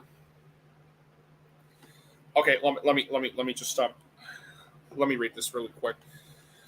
Instead of having the ending where Charlie hitchhikes back to the Manders farm and is welcomed back, and they take her to New York City to tell her story to the media, they instead have an ending where after Charlie destroys the facility, she walks into the beach and sees killer John Rainbird after he formed a friendship with Charlie, which also happened in the 1984 film before Charlie's dad told her the truth about John Rainbird and how he almost killed her and him as well. And when she sees him after she walks down to the beach, she's immediately carried by him, and they walk off as the film ends.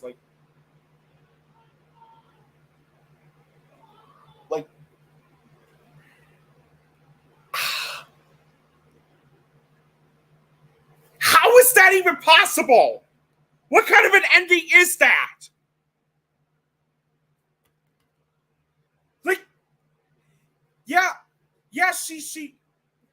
In the original she was also friends with John Rainbird, but again, her dad told Charlie the truth about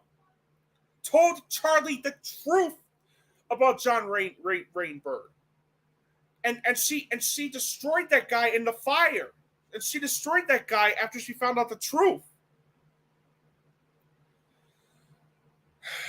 The truth about him. So it didn't make any sense for it to end with him carrying Charlie on the beach.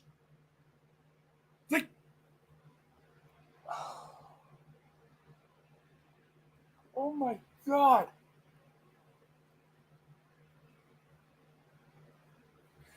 And it's even worse when you realize that the director of this movie, who also did the visual, wanted to possibly expand the film into a franchise, acknowledging that the film may be in the form of a sequel, prequel, or any spin-off media.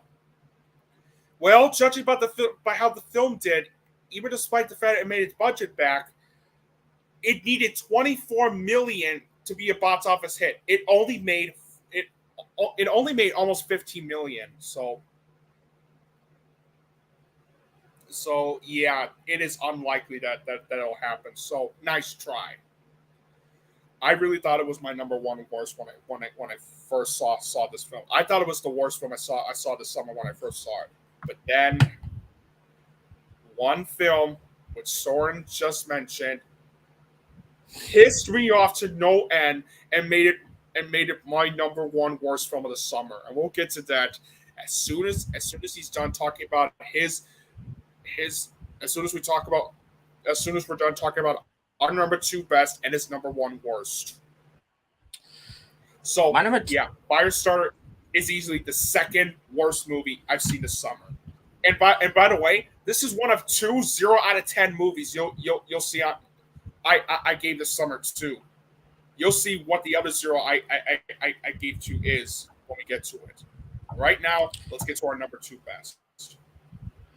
My number two best, I'm going to skip for now because it's also Nick's number one, and I felt it's best if we talk about it together. So, Nick, your number two?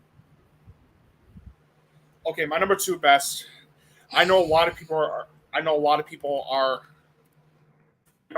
have this as their number one, and I love this movie as well. It was originally my number one before another film took the number one spot, which we'll talk about in a little bit. But number two, without a doubt, is Top Gun Maverick.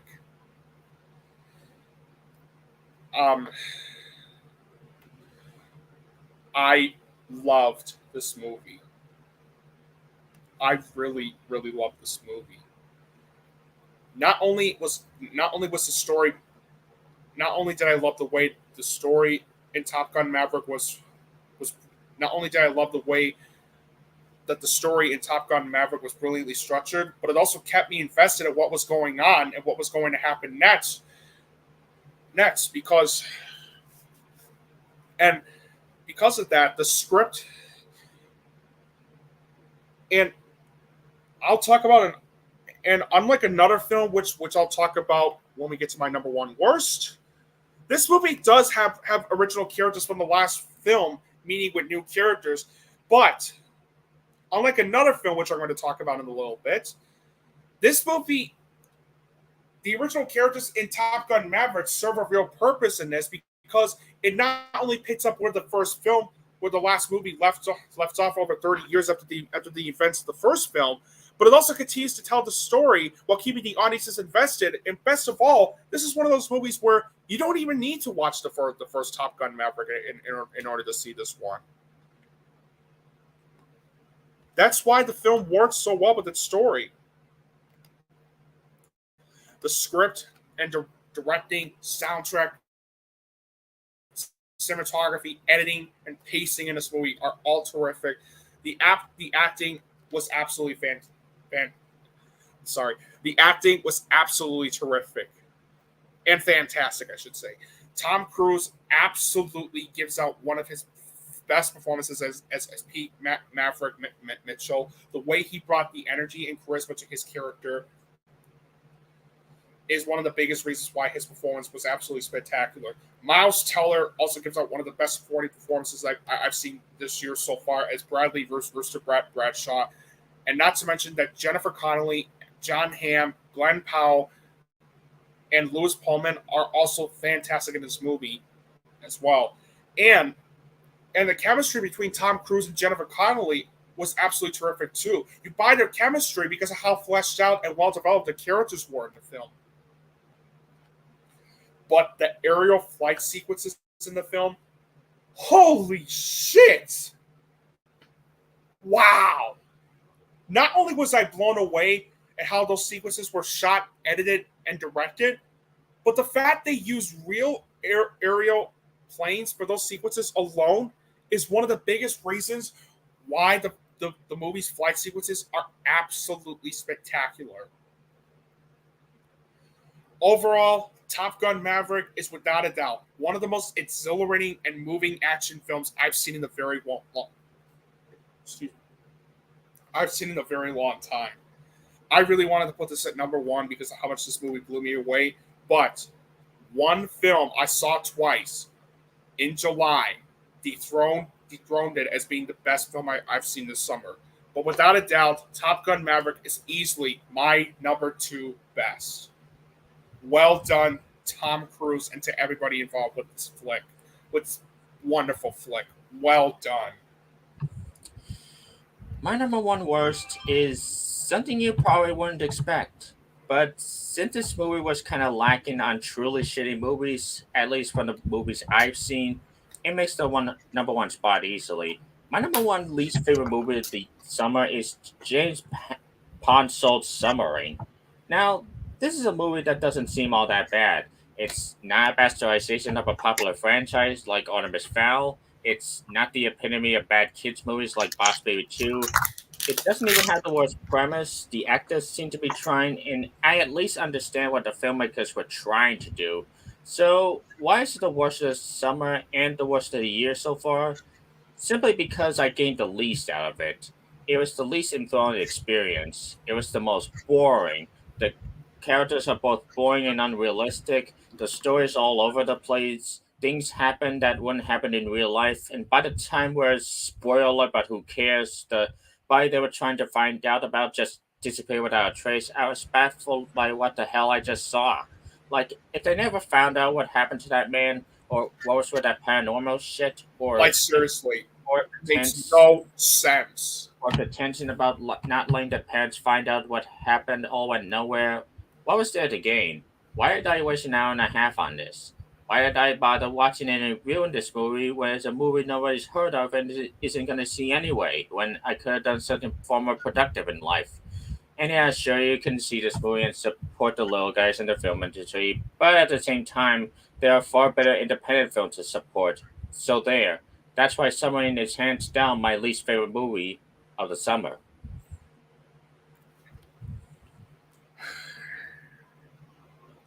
I can't believe I have to talk about this film. I can't believe I have to talk about this film and rant on it. But my number one worst film of the summer, Søren mentioned this movie on his list. I can't even believe I have to talk about this one, since this is one of those movies where it was so bad that not only did it dethrone Firestarter as being the worst film I've seen this summer, but this is already battling Morbius as my number one worst film I've seen this year. I am not kidding when I say this. And the award for the worst movie my number one worst movie that I've seen this summer is Jurassic World Dominion. Or as I like to call it, Jurassic Turd Defecation.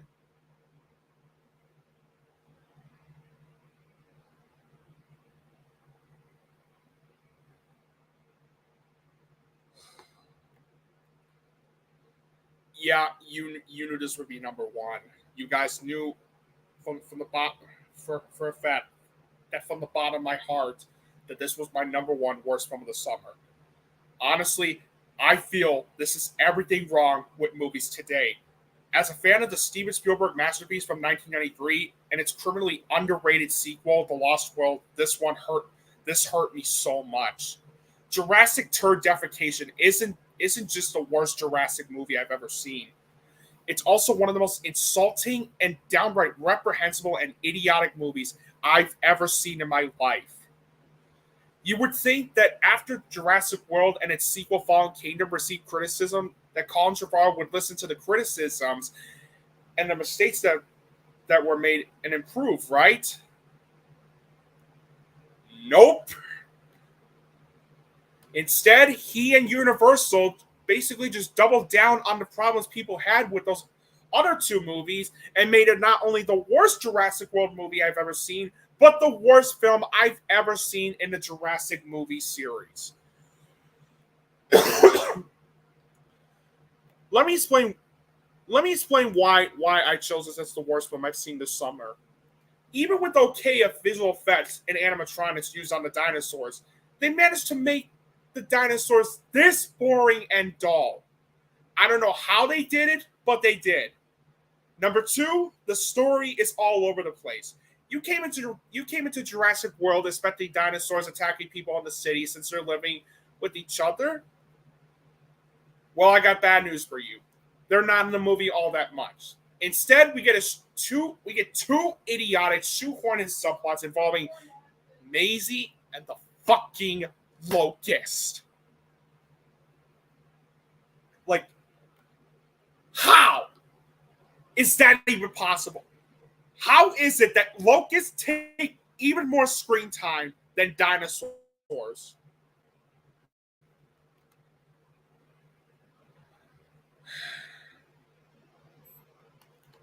How is that even possible? Number 3, this movie has some of the worst action sequences I've ever seen in a movie this entire year, due to the film cinematography being nothing but a shaky mess throughout, and the film's editing being incomprehensibly messy, as they rely too much on quick cut edits that you can't, to the point where you can't even tell what the hell is even going on in some scenes. Number 4, the way they brought the original characters, Alan Grant, Dr. Ian Malcolm, and Ellie Sattler, all played by Sam Neill, Jeff Goldblum, and Laura Dern, respectively, was downright insulting and disrespectful, especially when Grant and Sattler act like nothing but immature teenagers, despite one being 74, despite the actors that they're playing them, one of the actors playing them being 74, and the other being 55 in real life. Like, what the fuck? What the fuck was going through Trevorrow's head when he thought of writing them like that?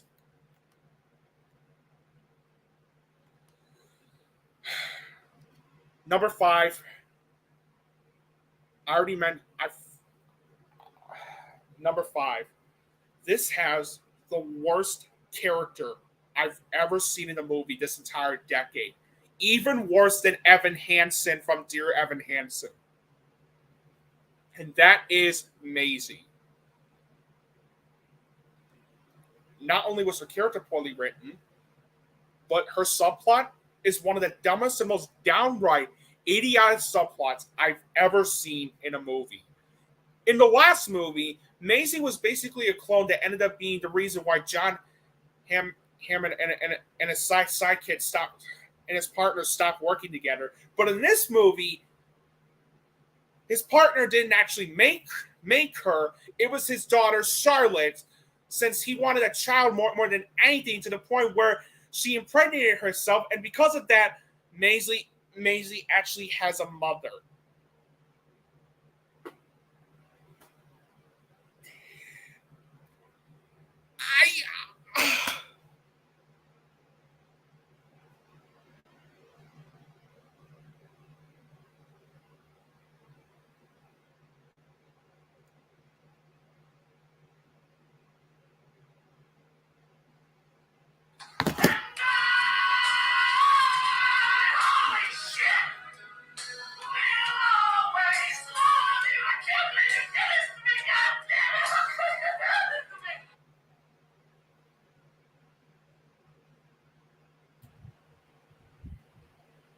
It's like the Jurassic writers have run out of ideas.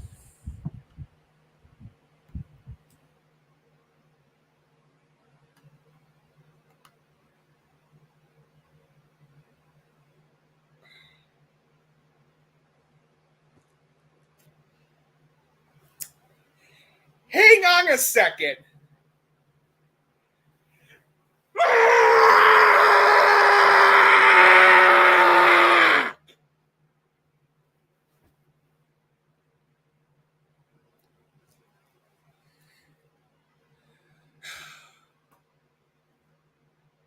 I just, wow.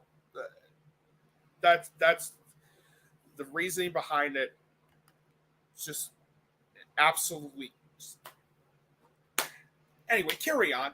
And what's worse about this subplot involving Maisie is that she was responsible for why dinosaurs are coexisting with humans and killing them, and yet she feels no remorse for her actions whatsoever.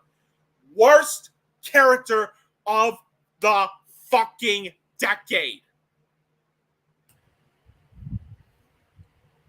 Congratulations, Maisie. You just doomed your whole species.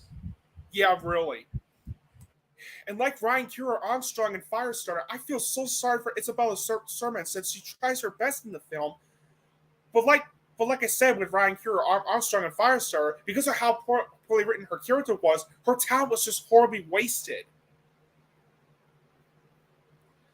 And going back to what I said about the three main characters, the three original characters, I forgot to mention that basically I thought they were just shoehorned in just for the sake of nostalgia.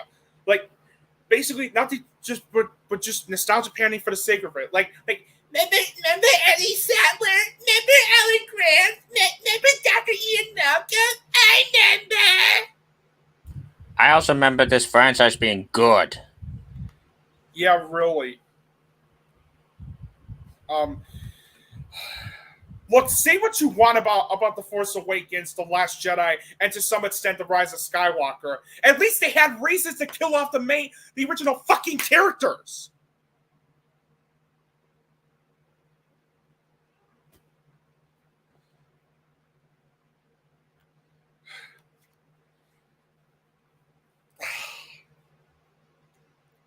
And they had a reason for being there.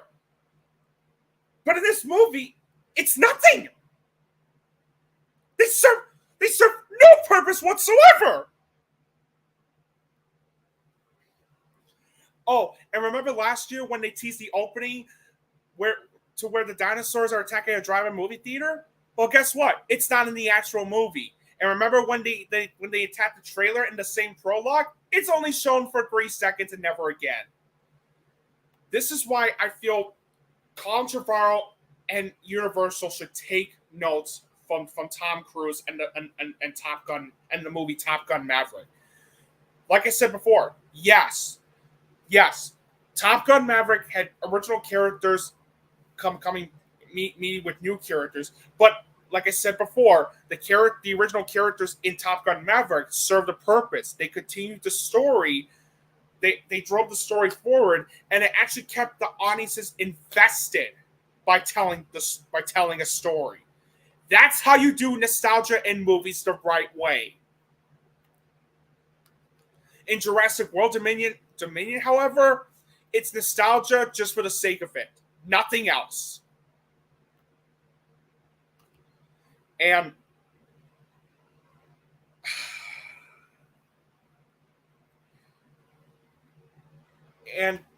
the sixth reason why I chose this as the worst film I've seen this summer. If you thought Vincent D'Onofrio, Toby Jones, and Rafe Spell's villain characters from the last two movies were poorly written cartoon characters, they are more tame compared to the villain in Jurassic World Dominion. The villain for this movie is Lewis Dodson from the first Jurassic Park movie. Yes, the exact same shaving cream guy character from the first movie is the main villain. To quote Dennis Nedry, nobody cares. Seriously. Excuse me. And oh my god, he is such a fucking cartoon character up to a 100 since he's nothing but a Steve Jobs wannabe like villain that is extremely hard to take him seriously. And one more thing, Universal and Colin Trevorrow, not every fucking movie needs to be like Marvel. Just saying. And you're not going to believe this bullshit.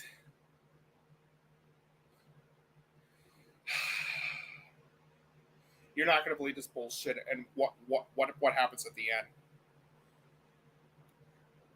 He tries to run away from the dinosaurs before getting eaten by them, while also, get ready for this, he grabs a Barbasol can.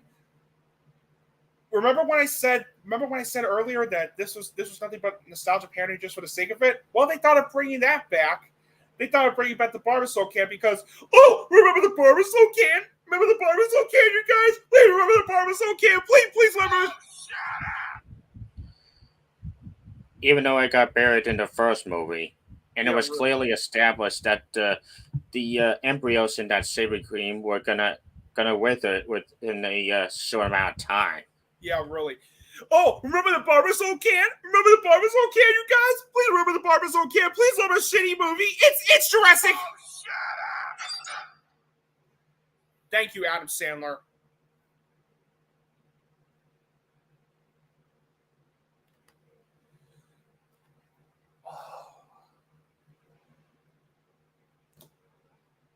Overall, Universal and Controversial, stop.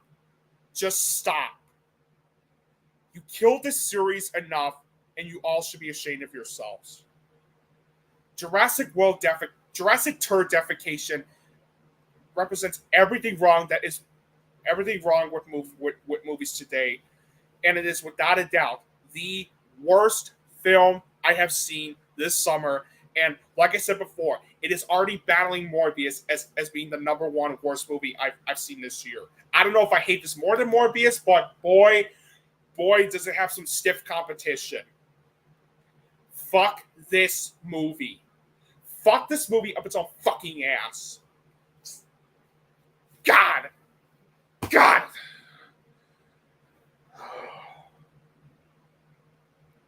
Let's just talk about our number one best. My number one worst was such an underwhelming and pointless experience, it only makes sense that my number one best is the complete opposite. And 3,000 Years of Longing is just that. The overall lore is great, the acting is great, the visuals and music are astonishing, and it's one of the most original films of the year, even though it's technically based on a fairy tale. And seeing it just makes me even more excited for what Judge Mills got up his sleeve for Furiosa. And that's why 3,000 Years of Longing is easily my pick for the best film of summer 2022. All right. So Søren talked about his number. So my number one best film this summer. I don't think any film should. I don't think this should be a surprise to anyone. Excuse me. Søren originally was planning to talk about his number two best, but since he realized that my number one best was going to be that film, he decided to skip it. And thank you, Søren, because his number two best and my number one best film of the summer, without a doubt, is Marcel the Shell with Shoes On. Yep, the best film of its kind in a long time, easily. After months upon months of schlocky films that just pander to the kid demographic, this is one of the better ones this decade that does what a movie like this should do: treat its audience like adults. The plot is simplistic but also heartfelt. The characters are tragic but bound to make you feel something inside. The visuals are also spectacular with its great use of stop motion with live action. Why are you showing kids all these dumb movies like Paws of Fury and Minions when you can show them this really funny, really emotional experience? And that alone makes it worthy as the second best film of the summer. Seriously. And hello, Jose. Welcome to the podcast. And please watch that film. It is so good. No movie hit me harder this summer than Marcel the Shell with Shoes On. It's movies like Marcel the Shell with Shoes On that make me realize why I love movies so much. We go into the theaters and watch the film to not only laugh and cry, but to also be moved by every single minute of the picture. And Marcel the Shell with Shoes On succeeds at being all of those things. This isn't just one of the most heartwarming, charming, uplifting, and moving films I've seen this entire year. It's also one of the best family movies I've ever seen, period. Yes, while the story of a character finding his or her family is something we've seen in other films before, in a few other films before, the fact they decided to twist things up by having it be a story of a tiny shell looking for his long lost family and make it like a mockumentary and having it be structured as a mockumentary was the biggest reason why I found the story so unique and well structured. And the story also had me emotionally invested too with how the way it was structured too, because of how the first act of the film is Marcel is getting to know Marcel the Shell. Then the second act is looking for his family, and then the third act is the journey getting there.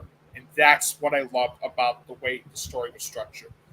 Not only were the script and directing absolutely terrific, but the stop motion animation used in this film was incredible. The way Marcel, Connie, and other object characters moved in that type of animation is absolutely impressive, and not to mention absolutely adorable and charming. The acting, the voice acting was absolutely terrific. Jenny Slate absolutely gave us such a wonderful vocal performance as Marcel. The way she provided the amount of charm to the titular character, it's the biggest reason why her vocal performance was absolutely wonderful. Isabella Rossellini, who I really love as an actress and gave us such a stellar performance years ago in Blue Velvet, directed by David Lynch, was also wonderful as the voice of Marcel's grandmother, Connie. And the chemistry between Marcel and Connie are both absolutely charming, are absolutely charming, delightful, and just flat out adorable. Very, very adorable. Even the acting from the live action actors, such as Dean Fleischer Camp, Thomas Mann, Rosa Salazar, despite not being in the movie that much, and freaking Leslie Stahl herself, were absolutely terrific. The soundtrack was excellent. The cinematography, beautiful, and one of the best I've seen in a movie this year. The editing was terrific. The pacing's great. Since for a 90-minute movie, the slow burn pace works so well to fit the tone and atmosphere of the film. And not only did the film deliver some great humor in it, but the ending is one of the most emotional and moving endings I've ever seen in the movie this entire year. I teared up by the time it happened because of how emotional and wholesome it was. Those reasons alone are why I chose Marcel the Shell with Shoes On to be the best film I've seen this summer. This is a movie I'm never ever gonna forget as time goes by, and why I really chose this as being one of the best films I've seen this year. To A24, Jenny Slate, Dean Fleischer Camp, and everybody involved with this moving gem, I, from the bottom of my heart, say thank you for giving us such a moving film and one of my favorite movie characters of all time. Thank you. That's why Marcel the Shell with Shoes On is the best film I've seen this summer. And easily one of the best films I've seen this year, period. Well, that's all for today's podcast. Hope you guys enjoyed. Hope you guys had a fun time watching this podcast. I sure as hell did, especially talking about some of the summer movies one last time. And originally since my birthday was coming up is coming up in 2 days on Tuesday, we were planning to do a classic movie review, but unfortunately we had a hard time deciding what classic movie we were going to choose. So we're saving that for the next podcast. But don't worry, we're definitely going to be doing that. We're definitely going to be doing that on the next podcast for sure. But I hope you guys enjoyed today's podcast. It was a lot of fun doing this. Be sure to subscribe to Søren the FilmBrony, and the link in the description below. Give him the love he absolutely deserves. He is a wonderful person. He's a great YouTuber and a wonderful person to talk to. And thank you again, Søren, for being on this podcast. Thank you guys as well for joining us on this podcast. We will see you again in early October when we talk about the October films. And Meadowland, to Meadowland Fan 2004, thank you. Yeah, happy birthday. Thanks. Thank you very much. Until we meet again in October, in either early October or in the middle of October for the podcast. Hope you guys have a wonderful rest of the weekend and stay safe. And until we meet again for episode 31, have a great day. And we'll see you again soon. Bye-bye for now.